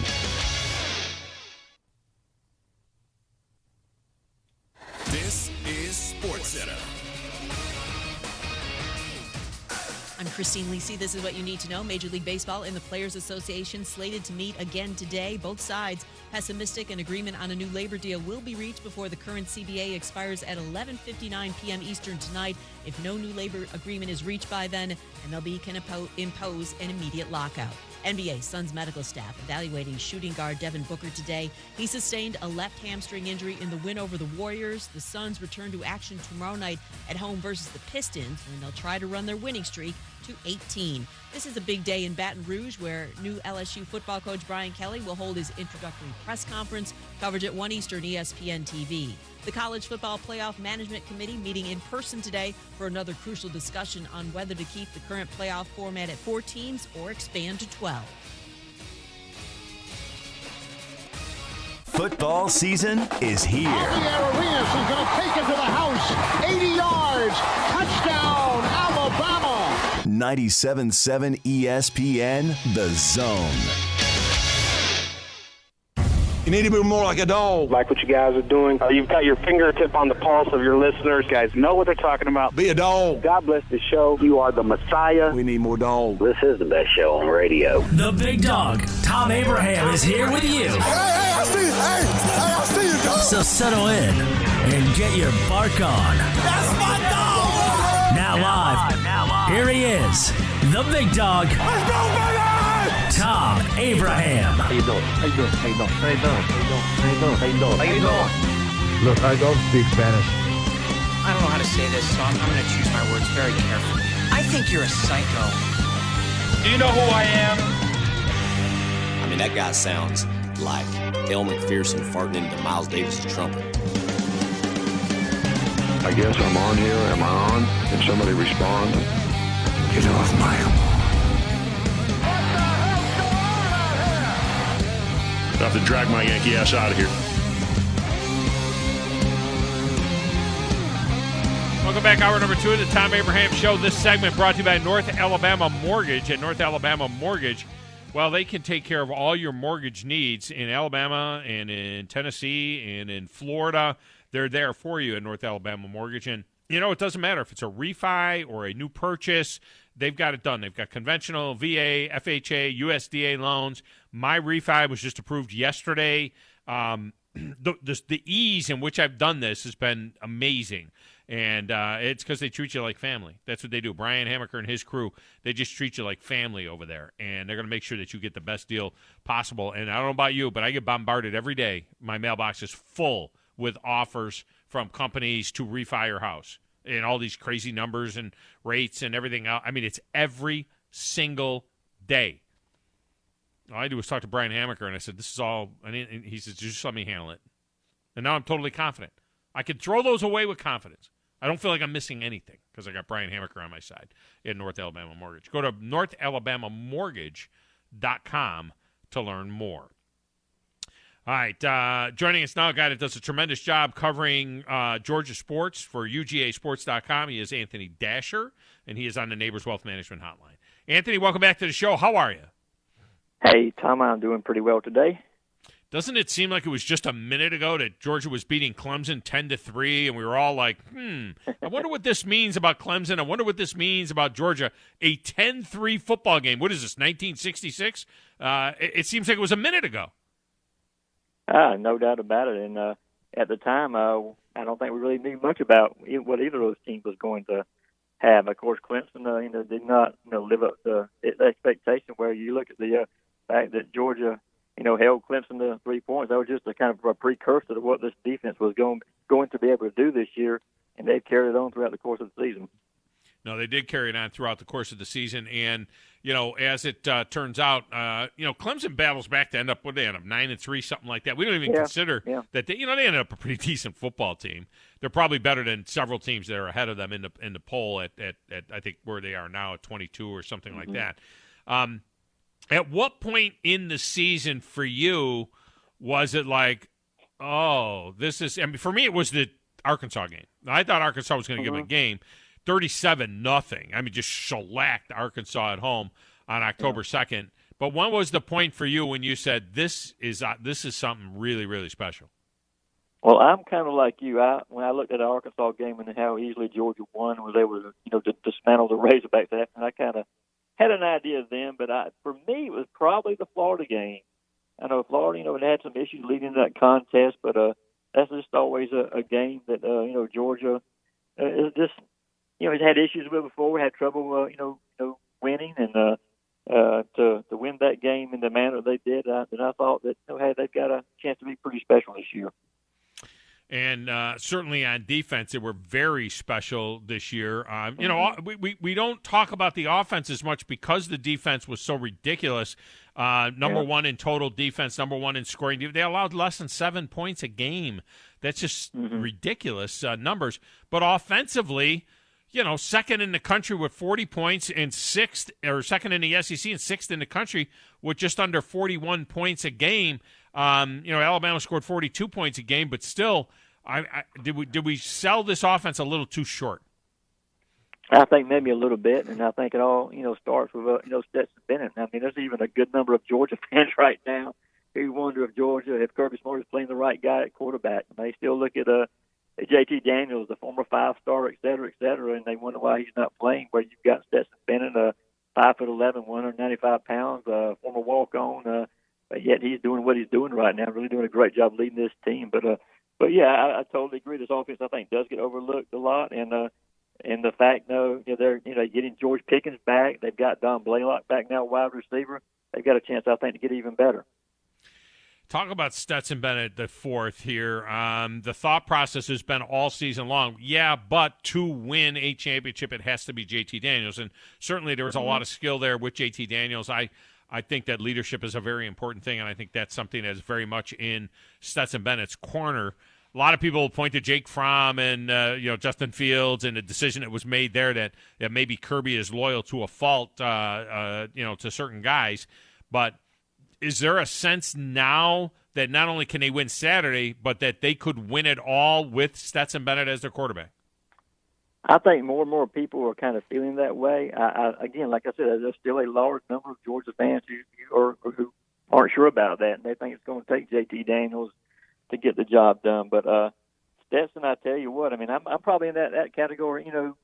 I was saying for a long time that Georgia would need JT Daniels to win the SEC and and maybe win a national title. But now I'm not sure. In fact, I think I've kind of flipped my feelings on that just a little bit. Just the way that Stetson has continued to lead this team, what he does from the standpoint of being able of his mobility, being able to run, and he's made some very good throws. There's a big misnomer out there that Stetson does not have a strong throwing arm. That is 100% not true. I mean, he can still throw the ball 55, 60 yards, which is maybe 5 yards or so shorter than what JT Daniels can. But the way this team, though, has really rallied around him. Again, you're talking about a Georgia team that's filled a lot of high 4-star, 5-star kids, but they really can relate to the Stetson Bennett story. I mean, like I mentioned before, they being that former walk-on, going to junior college, coming back on scholarship, and just proving everybody wrong that he has. His teammates have really got his back, and I think that's part of the chemistry with his team right now that Kirby Smart does not want to mess with. And I'm sure moving forward, next level, JT Daniels will go on to the NFL. May have a good career with Stetson Bennett, maybe selling insurance somewhere. But right now, Stetson Bennett is the right guy for a quarterback at Georgia, and he's going to be the guy out there on Saturday afternoon. JT can't go off to the NFL though after this year. I mean, he's got more eligibility. No. I'm just talking later on. Later on. Down the road, maybe down the road. He could possibly transfer to this year, but he doesn't feel like he's going to get an opportunity next season. But Stetson Bennett has won the job, and again, that's just something Coach Smart and Coach Munch are not wanting to mess with. Well, I guess they all have eligibility left for next year, right? Because of the year that they got back from COVID, so they could both come back next year.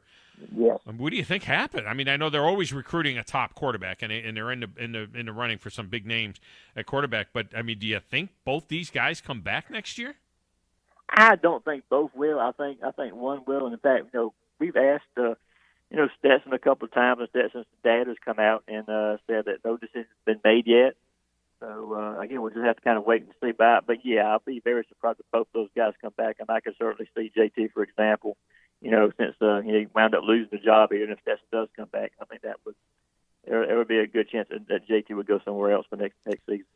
Anthony Dasher with us here talking about this Georgia team heading into the SEC championship game as a 6.5, 7-point favorite in this game. Kirby doesn't want to talk about anything in the past. We heard that Monday at the press conference.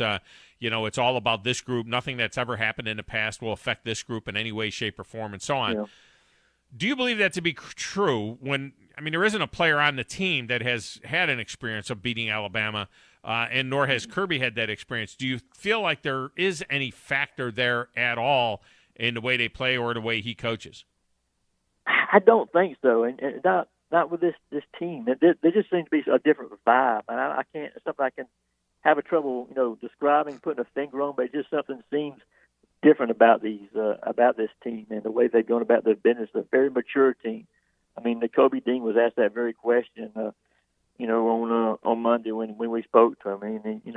People, brought up the 2018, championship game. Of course, Georgia did lose to Tuscaloosa, last year, but the coach said, hey, I wasn't even on the team in 2018, so that kind of stuff doesn't bother me. That kind of seems to be at least what they're saying anyway. But like I said, I think that's probably true. Just the way this team has been focused, not letting the noise bother them, and so I don't think that's going to be something they're going to be worried about. Because Alabama's got a different team too, so I don't think that's going to be a big problem.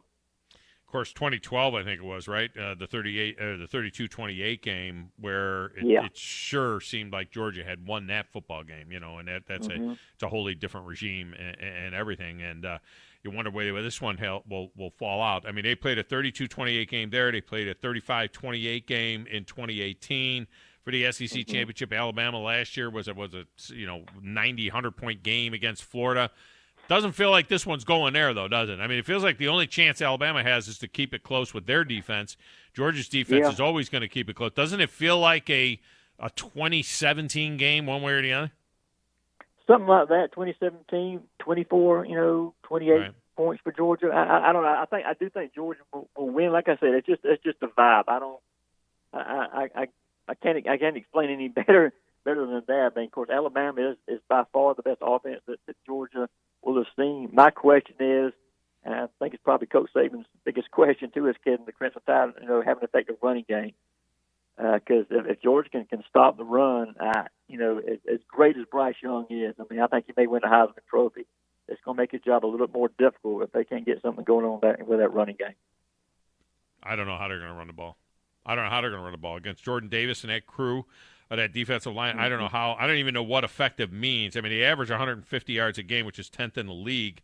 And of course, Georgia only gives up 79. If they were to hit the 79 to 100, if somewhere in there, I think that would be considered effective. That would be maybe just enough to allow Alabama to do a little play action and stay in front of the chains. I think for Alabama, their only shot, they got to play extremely clean, which they haven't done all season long. They've been penalized heavily all season. They make a lot of mistakes. They have to play a clean football game to have a shot at this one. I agree. Something I'm curious to see, though. Alabama's always done a great job with the slant passes, the quick passes, and that is something we haven't really seen a ton of this year when it comes to other teams as far as the way they approach Georgia, offensively. So if Bryce can get enough time to throw and make some quick throws, keep the kind of defense on its heels a little bit, then he's going to have some success. And I do expect he will have some success in this game. I don't expect Georgia to go out and shut Alabama by any stretch of the imagination. I think Alabama's going to score some touchdowns in this one. It's just a matter of how consistent they can be, and then Georgia on the flip side of Georgia's offense. I mean, can they keep doing what they've been doing of late?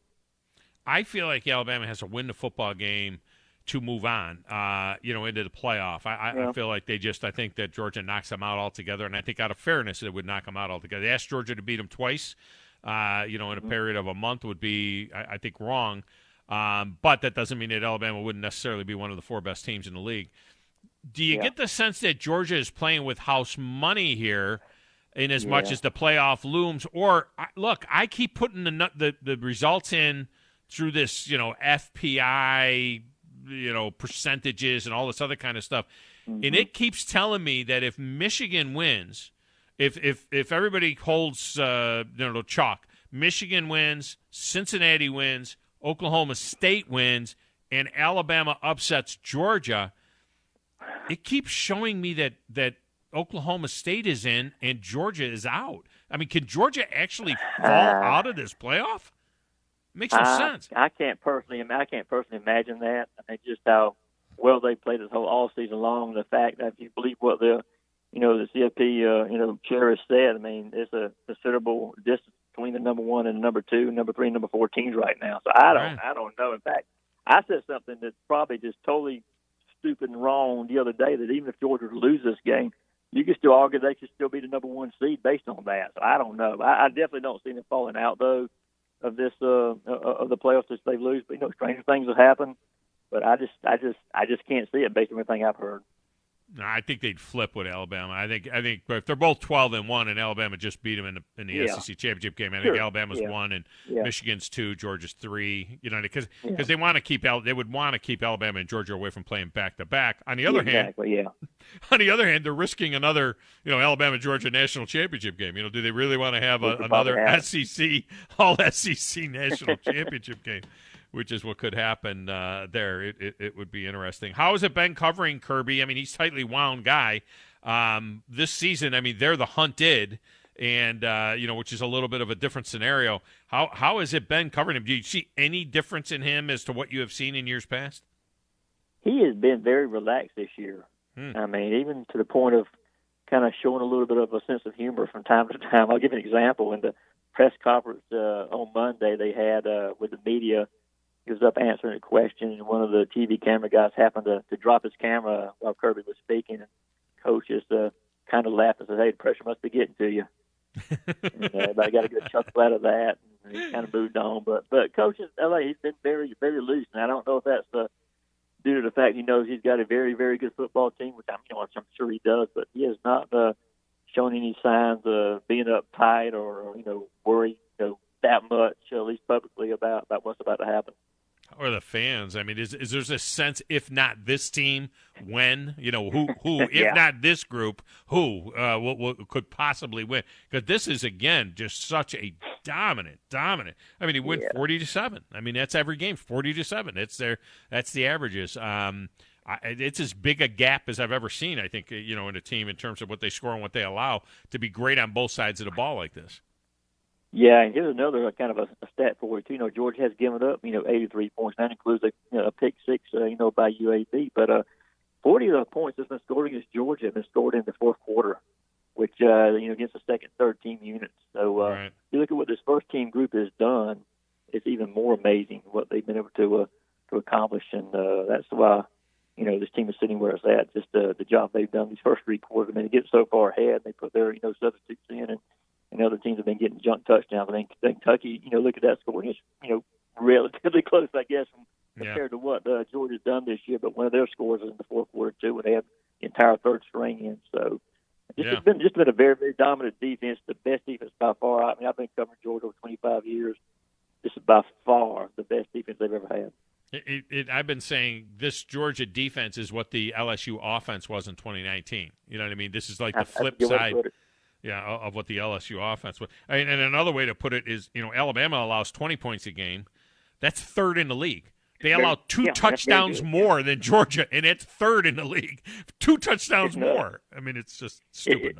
It's really nuts. I mean, and I mean, you look at that front four that Georgia has. I mean, that George Davis, Devontae Wyatt.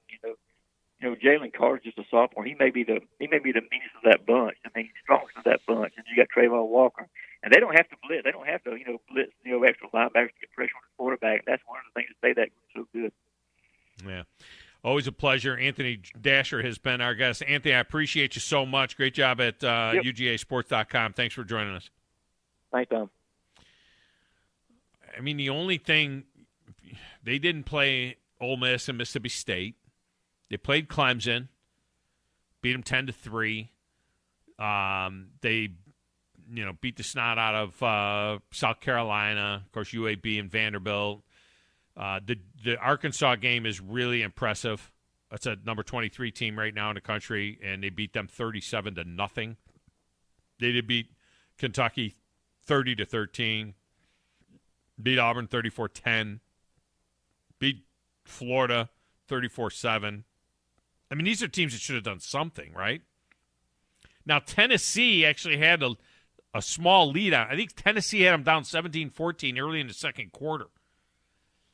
And it was watching that Tennessee game when I thought, well, if Tennessee could have them down 17-14, then Alabama can. Certainly. Missouri, no threat.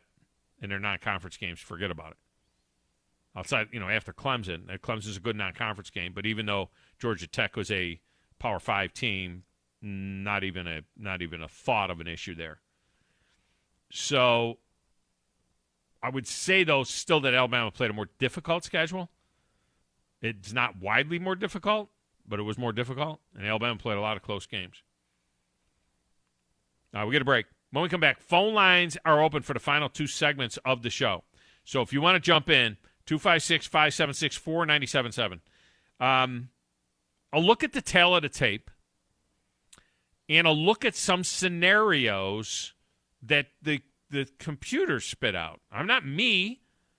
These are numbers that are spit out by computers based on, and this is data that the committee does consider and look at. It's not eye test, but it's data. I'll share that next, right here on 97.7 ESPN The Zone.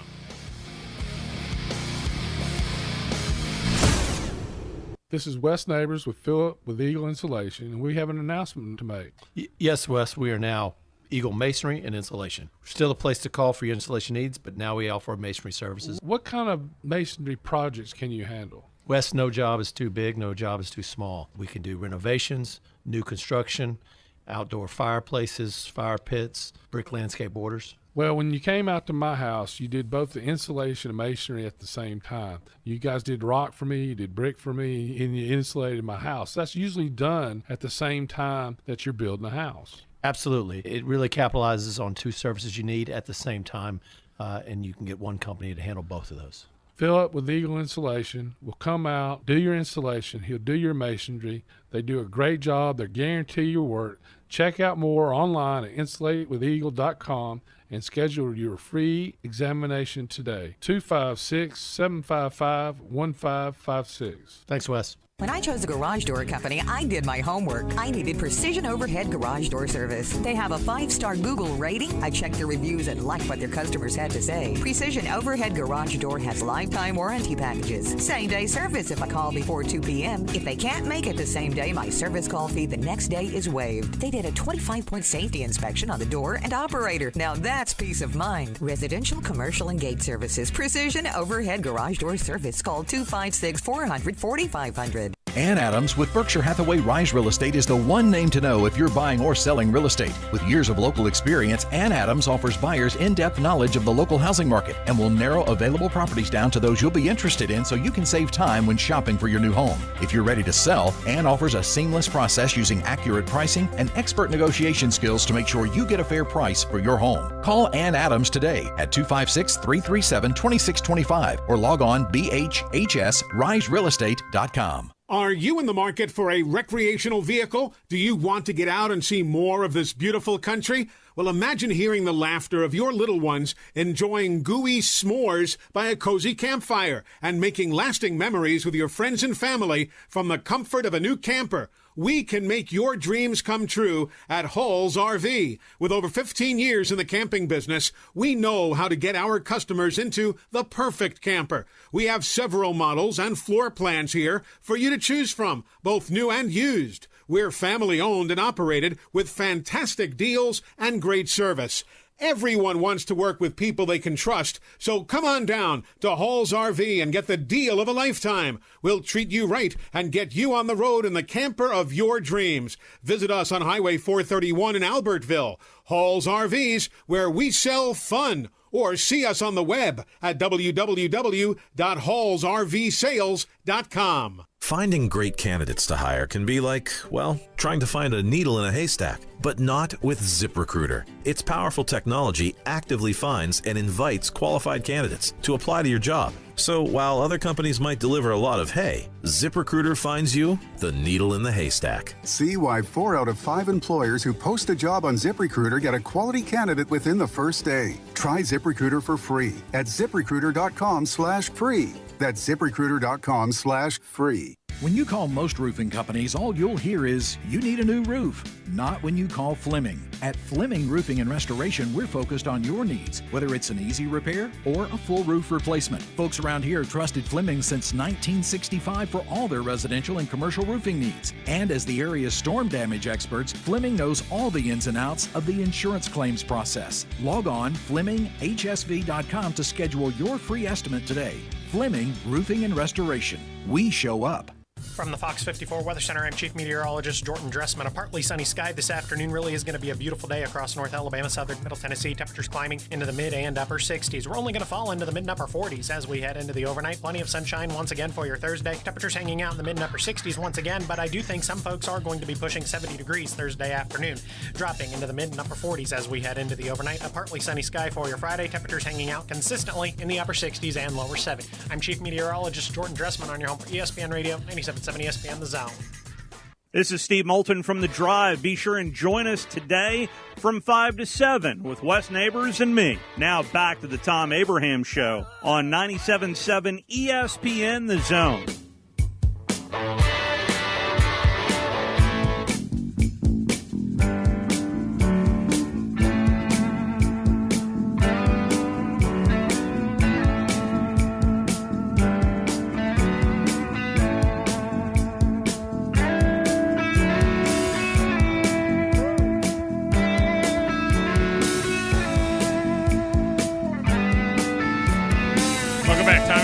Show brought to you by our good friends at Woody Anderson Ford. At Woody Anderson Ford, service department is second to none at Woody Anderson Ford. I mean, let me just tell you right now, take your rig into Woody Anderson Ford. They're going to take care of it. They're going to get it done right. They're going to get it done on time, whether it's regular maintenance or whether it is, a particular problem that you have. You take it on down there. Even if it's not a Ford, they're going to take care of you at Woody Anderson Ford. And check out the gold certified pre-owned vehicles at Woody Anderson Ford. I bought 2 in the last 6 months, and I love them.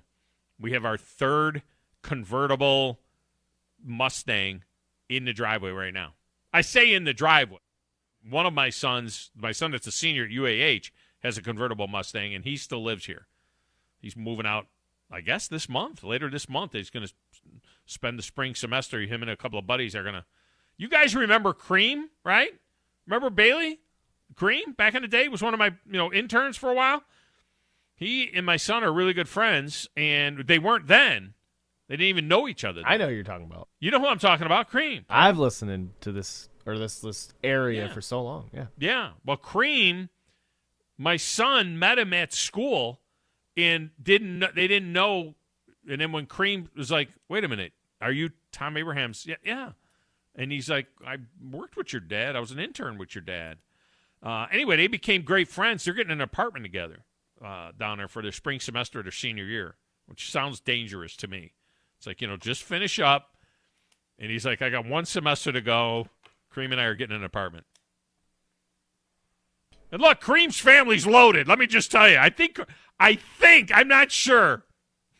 John stayed at his house once. He says it was up on top of a mountain by a golf course.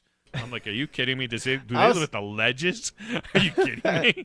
I was listening to this kid at the Iron Bowl sitting next to me. He goes to Auburn, and he was talking about his guy sitting next to him thinking about getting a roommate, and he was just like, how much is your apartment down there? And he was like, $1,000. And he was like, just alone and rent was $1,000 for an apartment down there for just a student. For a student, could you imagine a student? But I think my butt was working 2 jobs and trying to go to school. So John is working some pretty good stuff. He makes there's no way I could do that. John makes some decent money producing videos. That's his he's smart degree too. is going to be in communications, and so he's already making some modeling money. too, probably. Yeah, he's a good-looking kid. But they got a third guy that's going to be with them in the apartment that they're looking at is like $1,200, but it's 3 guys, so it's $400 apiece. Not bad. To Not them, bad. $400 apiece. And did I mention Cream's family's loaded? No, I say that. His dad's a very successful doctor. Does like veins. I need to go see him. Fix the veins. In your leg when you got that varicose veins and things like that. I got now one in your neck that keeps coming up during the meeting. Yes, I do. I have one. I have a vein that pops out of my neck. I was just kidding. Every time I ask a certain question or 2 or 3, when you say it 3 or 4 times, that happens. Or anyway, someone falls asleep. So my second oldest son also has a ragtop Mustang, and he lives literally across the street from us. And so so his is. I see it. I hear it. I hear it every morning. I hear that thing every morning. And now my wife has a ragtop Mustang. You know who else has a ragtop Mustang? Wolverine Dan. And he's up next. Wolverine Dan, welcome to the show. How are you? 25-year anniversary Mustang GT, and I've had it for a long time, Thomas. How many years have you had that car now? I've had it a long time. Have you put a new? Did you put a new roof on that? My son put a new roof on his. He needed to put a new roof on it. Have you done the roof? Yeah, I've got a new roof, new paint job, and everything. So right. Yeah, I'm just finishing brushing out my garage here. You got an echo. There's nothing in it. Yeah, it does sound. Yeah, it does sound kind of empty. Yeah, and I got last night on the phone. My neighbor behind me sent me a text. He put an offer on the house. Hey, by the way, let me just say this to you. Tomorrow night, I am sitting in for Mulatan at Baumhauer's with Wes, and I think the JYB is coming down with me, so I'll be there from 5 to 7 doing the show, and then we're going to have a little dinner. I guess it's till 6:30 or so, something like that, but I am filling in tomorrow night, so I wouldn't mind seeing you guys if you wanted to head on down to Baumhauer's. We'll be there at 5 o'clock. Badger Larry and I are going to Gunnersville to play golf tomorrow. There you go. Your other wife. So I'm taking a little break, and then maybe when I come back, we'll do that. What was I going to say? So I'm kind of excited. The guy buys a house. He's the drummer for Nine Inch Nails. You know that? Yeah, I know. I didn't know that. Yeah, he's the original drummer for Nine Inch Nails. The guy's got a Grammy in it. Oh, he bought your house? Well, he wants to. He lives behind you, doesn't he? Yeah, he does. Yeah. And he lives right behind you, and he wants to buy your house. Yeah, it's crazy. Probably just turn it into a studio, just get everybody away from him. That's what his house is the same setup as mine, and you can shut a door, and then my house, either side, you can separate. If somebody wants to go on one side and shut the door, you won't hear them. And he's got the same setup at his house as mine, but just mine's got a lot of updates because I've taken care of it. So, but he's running that place anyway. Let's get real quickly into sports. So it's all about this. It's all about winning this game Saturday. We haven't been in this position in a very long time, so I'm a little nervous. It's going to be a slobber knocker. I think it's going to be a lot of defense going. But Tom, we win this game. Guess what? Not since '97. Well, there wasn't a playoff in '97. We've never been in the playoffs. You're going to the playoff. You win this game, you're going to the playoff, and you're going to the playoff as the 2 seed, one way or the other, as the 2 seed, because I think Georgia or Alabama would be the 1. I think Alabama would jump you if they beat Georgia. If Georgia wins, they remain the 1. So either way, you're the 1, or you're the 2 seed. I think either way. And here's the thing: you may be playing. If Alabama wins, I think you're playing Georgia in the playoffs. And if Alabama loses, you might be playing Oklahoma State. It'd be Oklahoma State or Cincinnati, one or the other. Probably Oklahoma State. Well, you know what? I think Bama's going to cover the spread. I really do. It's going to be a lot of defense because they both got good defenses. But I don't think Bama's going to win the game. But I think they'll cover the spread. Yeah. Well, if Alabama loses, they need at least, I think, 2 other teams to lose then for them to get in, which can happen. I honestly I think Houston's going to knock off Cincinnati. But if Houston beats Cincinnati and Baylor beats Oklahoma State, then Alabama would still be in. And then there'd be the possibility of Alabama and Michigan playing in a playoff game. Oh, yeah. Watch some of that. Yeah, I'm sure you would. I don't think you would, but you might. Yeah. Later, brother. All right, see it. I don't think you want that. He thinks he wants that. I don't think he really wants that. I'm not sure if that's what he wants. Lines are open if you want to get in. Tale of the tape. Let's take a look at a tale of the tape for this thing, okay? Because there are some interesting little nuggets in there. As I said, Georgia, second in the SEC, 6th in the nation, scoring 40.7 points a game. Alabama is first in the SEC. Even with the, only scoring, it ended up, 24 points. But Alabama is first in the SEC with 42 points a game, 5th in the nation. So a slight edge there. Offense. Georgia is 6th against Alabama's rush defense, which is 2nd. So Georgia runs it for 201 yards a game. Alabama holds their opponents to 80 yards a game. So that's a strength-on-strength type thing. Georgia kind of middle of the pack with the, 201 yards, 202 yards a game. Now, Alabama only runs it for 150 yards a game. That's 10th in the league, and they're going against the number 1 rush defense. I don't know that either team is going to run the ball effectively. I think they both need to try and run the ball, but I don't think either one's going to run it effectively. Now, passing offense. You say, okay, what about passing offense against passing defense? Well, Georgia brings the number 8, so just past the midpoint point of the SEC, number 8th ranked passing offense in the SEC, number 60 in the country, 240 yards a game against Alabama's pass defense, which is number 5 in the SEC, allowing 213 yards a game. So they go for 240. Alabama allows 213. So flip it over. Alabama's pass offense is 2nd in the SEC at 342 yards a game, 7th in the entire nation. Georgia's pass offense is 60th. Alabama's pass offense is 7th in the nation. Georgia has the number 1 pass defense at 151, and they have the number 2 in the entire nation. So you're going to get the number 7 passing offense against the number 2 passing defense. There's your matchup. Alabama's pass offense against Georgia's pass defense. Well, Georgia, though, they get after the quarterback and they sack the quarterback a lot. They do. 40 sacks. Alabama has 43. Alabama has slightly more sacks than does Alabama, or that does Georgia. Yeah, but Georgia with the turnovers. They get the well, they do. They're 5th in the league in turnover margin. 5th in the SEC. They're 51st in the country, Georgia, in turnover margin.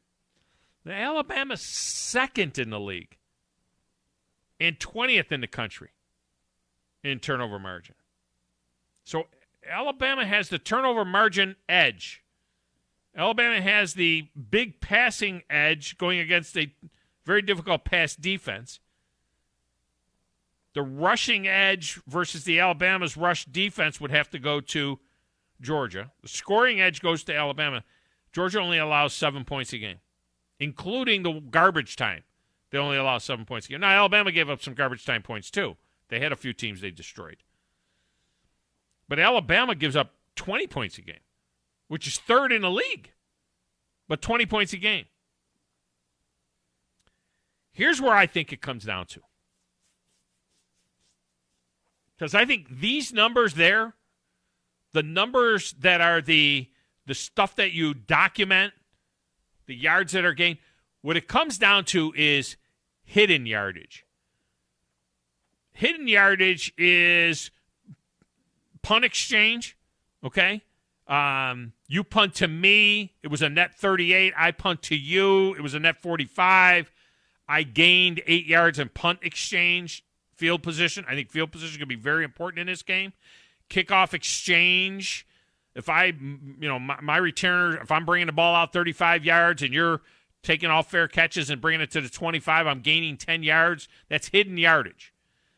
But the biggest, most damning hidden yardage is in the penalties. Because penalties result, in many cases, in first downs, which makes not only it a penalty, but it makes it, in many cases, a turnover. A penalty on 3rd down when you've stopped somebody and you've roughed the passer, you say, well, 15 yards and a first down. No, that's a turnover. That is tantamount to a turnover. So you look at the penalties. Georgia has been penalized 56 times on the season for 37.5 yards a game. 37.5 yards a game. 56 penalties. That's 2nd in the SEC. That's clean football. That's not no self-inflicted wounds. Their opponents have gotten 18 first downs by penalty. 18 is all first downs by penalty. In 12 games. They give up 1.25 first downs per game by penalty. Extra turnover, basically, is what that amounts to. Alabama's had 87 penalties against them. 31 more penalties against Alabama than Georgia. In 12 games. That's 3 a game. 3 more penalties per game. 68 yards a game in penalties against Alabama. That's 12th in the 14-team league. 12th. I mean, that's down there with the bottom feeders. That's down there with Vanderbilt in Missouri. In the teams that numbers are... That's where they're at. They're playing in the SEC championship game, and they're 12th in penalties. Alabama's opponents have gotten 30 first downs. 30 3 a game via penalty. Again, a first down via penalty in many cases. I don't know how many of those 30 happened on third down, but how many of those happened when you maybe had them behind the sticks or would have, resulted in, you know what I'm saying? Those are added turnovers. That is hidden yardage. Twice as many yards per game than Georgia in penalties. Twice as many first downs allowed by penalty than Georgia. So if Alabama can turn around and play a clean damn game, if they can get lined up right, if they cannot rough the quarterback, whatever. And look, it's vile. When you see Will Anderson hit Stetson Bennett, I mean, he could hit him and Bennett could still have the ball. They'll call roughing the quarterback. It looks like, oh, my God, why is he beating up that little kid? They got to play clean. That's their shot. Because they can stack up with everything else. Tell me at the end of the game that they were even or they were added a turnover. Tell me at the end of the game that they were even in the penalties and in the first downs by penalty. And then I'll tell you that they got a chance. They got a shot. It isn't a miracle. They're not 10, 15, 20-point underdogs. Iowa's a 10.5-point dog. It's not that. It's play clean football. Let me get Crawdad in here. Crawdad, welcome to the show. How are you? Hey, Tom. How you doing? Fantastic. What's up? I'm heading down to Fort Rucker to pin the wings on one of my son's West Point roommates who's graduating from flight school. As an honor to do that. But I have two things. One, a question about the Alabama game last week, the Iron Bowl. Yeah. I don't know if you noticed this, but normally Nick Saban is hugely engaged on the sideline, and he didn't look like he was engaged at all. I was just wondering two things. One, if maybe he was sick, or two, if he has decided that the team is coached up as much as it can and there's nothing else he can do. Did you notice that, or was I just imagining that? I noticed that he wasn't as animated. He wasn't, like, pissed off like he was in the past. But, look, Crawdad, I don't know how old you are. I'm 61. I know I'm different than I was when I was, 45. He's 70. I wonder, he's 70 and he's got 7 of these natties under his belt. I just wonder whether or not some of it is just natural mellowing. He was so happy after that game. He didn't go into the, how many times have we seen Nick Saban after a win talk about all the crap, and how negative it was? You saw him after the game. You saw him with his wife in the tunnel afterwards. I mean, it was like they won the national championship. I just think he's a different guy, and I think he knows the limitations of this team. But that's no excuse for all the pre-snap penalties and not getting enough guys out on the field for having 12 guys on the field during a punt and that kind of stuff. There's no excuse for that kind of stuff. Yeah, well, one other kind of a follow-on question to that. Do you think that after a 4 overtime win like that, it's going to be – do you think Nick can get them up, or do you think they left too much on the field? In that kind of a 4 overtime, remember, all it is one play. The last 2 overtimes are just one play. It's just a 2-point conversion play. Yeah. So, yeah, I don't think that affects these kids. They know what's on the line. I mean, not only is it the SEC championship, they're fighting for their playoff lives. They win this game to the number 1 seed in the country. They lose this game, they're home watching it, most likely. Most likely. Well, hey, I'll leave you with one more thing, kind of from my perspective, sort of flying under the radar, is Army beats Navy in a couple of weeks. They will be 9-3, and right now the bowl projections from ESPN have Army playing LSU. So wow, that'd be a great game.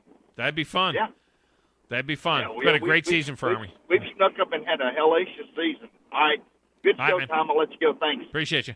They do need to win that game for the Commander's Trophy. I don't know what happens because they beat Air Force. I would think if they beat Navy, they win it. Like no, they do it. They do. I just said it. If they win that, they need to win the game for the Commander's Trophy. Because they beat Air Force. Yeah. Air Force beat Navy, but what if Navy beats Army? Now what happens? They're 1-1-1-1-1. What do they do with the Commander's Trophy Rock, if paper, everybody scissors. won one? There's no commander? Rock, paper, scissors. This is a tie. Rock, paper, scissors? Rock, paper, scissors is a tie. I mean, I really don't know. You guys The president gets to hold on to it. I don't know. Academy football. Somebody tell me what happens if Navy beats Army. What happens to the Commander's Trophy? Do they not award it? Let's get a break. When we come back, phone lines continue to be open, and I want to get some. I gotta look at if Alabama wins. Gotta look at some of the scenarios for Georgia, according to the computers, not the eye test, just raw data. We'll be back with that on 97.7 ESPN The Zone.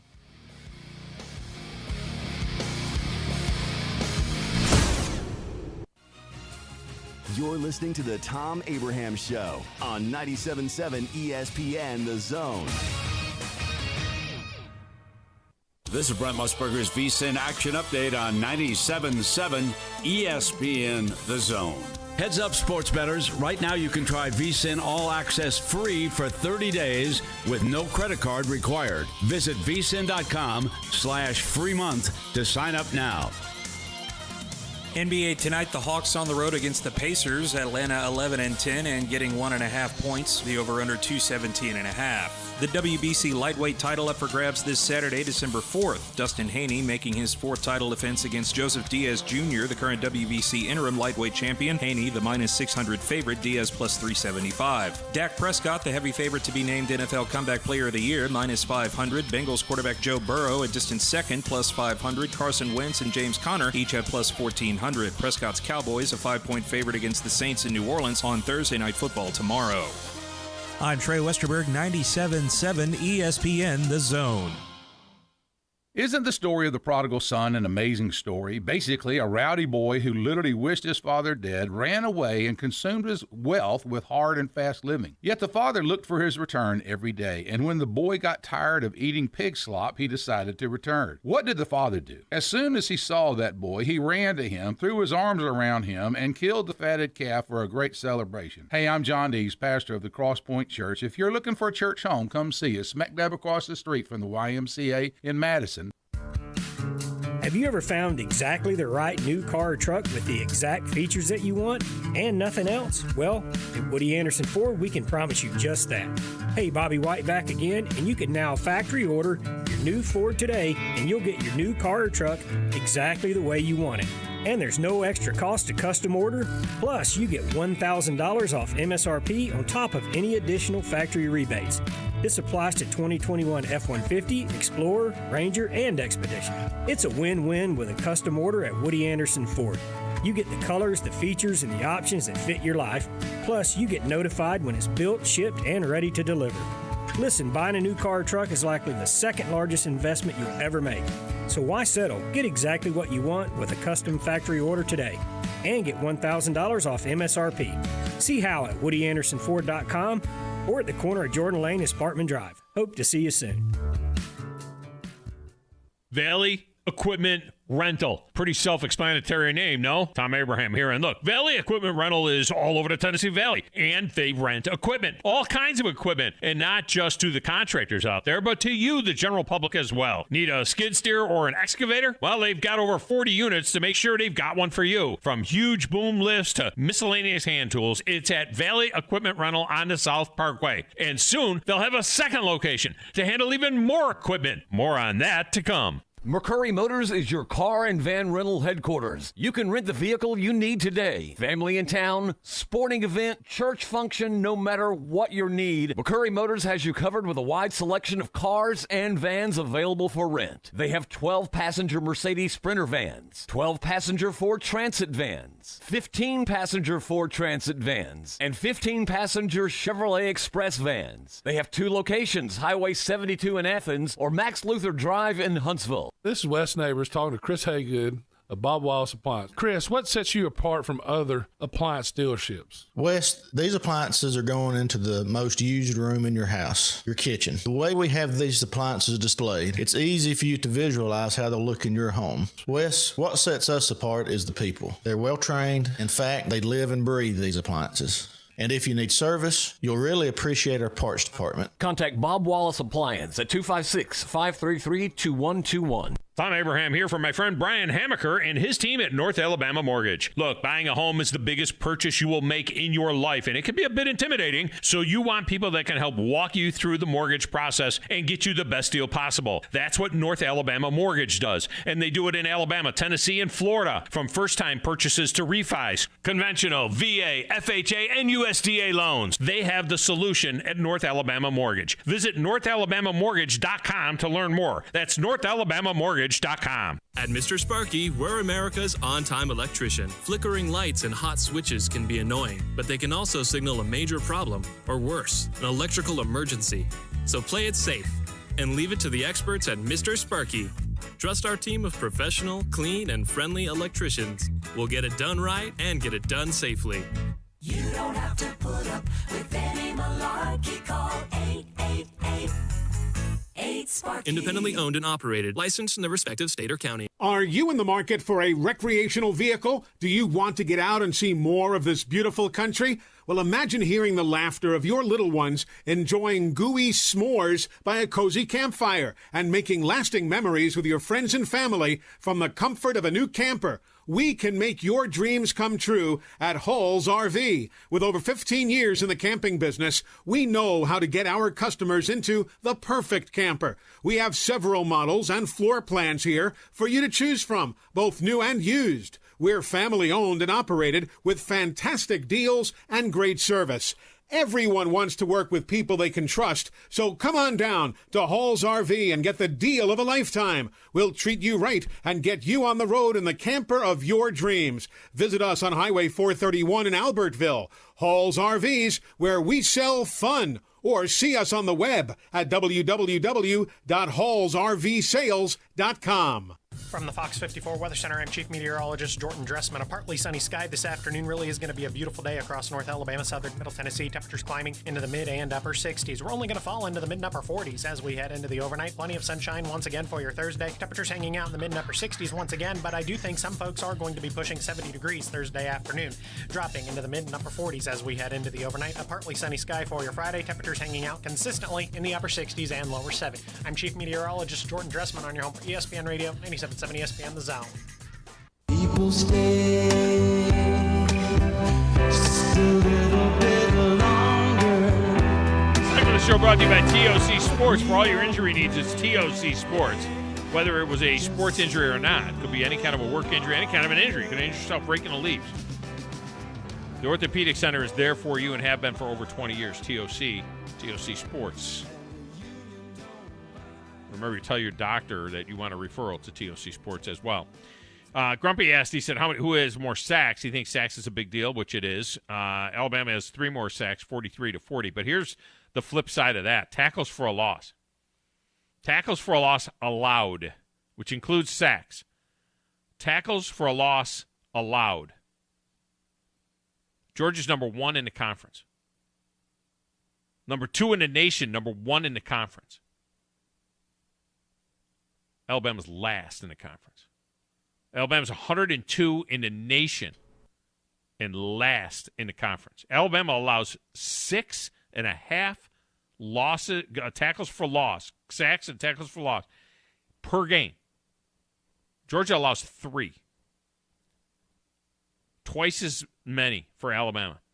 So that's all part of clean. Don't get behind the sticks. Don't get, don't give the ball up, and don't have more penalties than the other guy. The key is the flip side of it. Alabama gives up a lot of tackles for loss against them. Now, having said all of that, let me say this. And I'm just giving you the numbers. Don't shoot the messenger. If Alabama beats Georgia, which they can, if they beat Georgia, and Michigan beats Iowa, they're a 10.5-point favorite. And Cincinnati beats Houston, they're a significant favorite. And Oklahoma State beats Baylor. Baylor doesn't have the quarterback, they're a significant favorite. So if all of the chalk goes, Okie State wins, Cincy wins, Michigan wins, and then Alabama beats Georgia.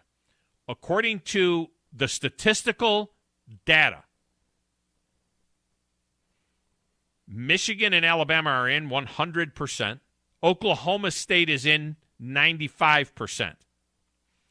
13-0 Cincinnati has a 64% chance of making the playoff, and 12-1 Georgia has a 40% chance of making the playoff. Now, again, I think it would come down to the nature of the game itself, and, of course, the eye test is involved. But these guys have these numbers. This is a calculator that they use based on everything, and it takes into all of the numbers and who played who and what and who kind of people you beat and everything else. But, Grizz, this says that if Michigan, Cincinnati, and Oklahoma State win as favorites and Alabama upsets Georgia, that Georgia goes from number 1 to number 5. I don't believe that. I can't believe that. It's hard to believe. If it was Alabama on the other foot, like, they would go to 3.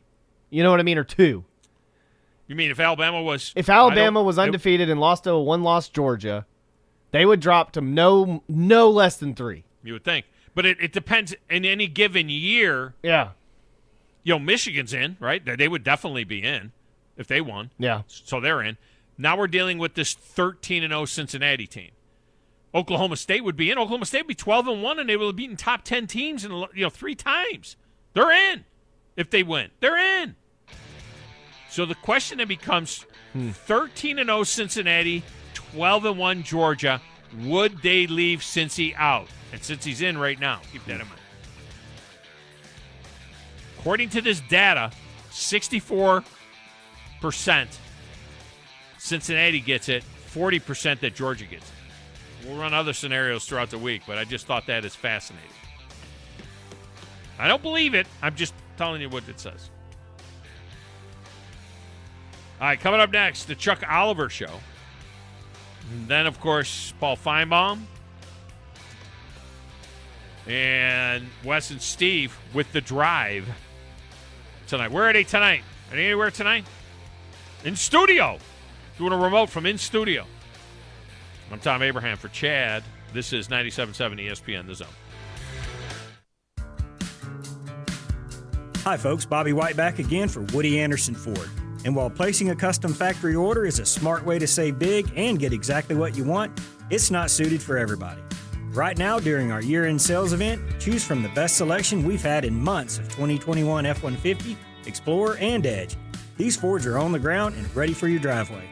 Woody Anderson Ford has financing as low as 0% for up to 60 months on most 21 models, and 22 Edge has up to $2,000 in bonus cash.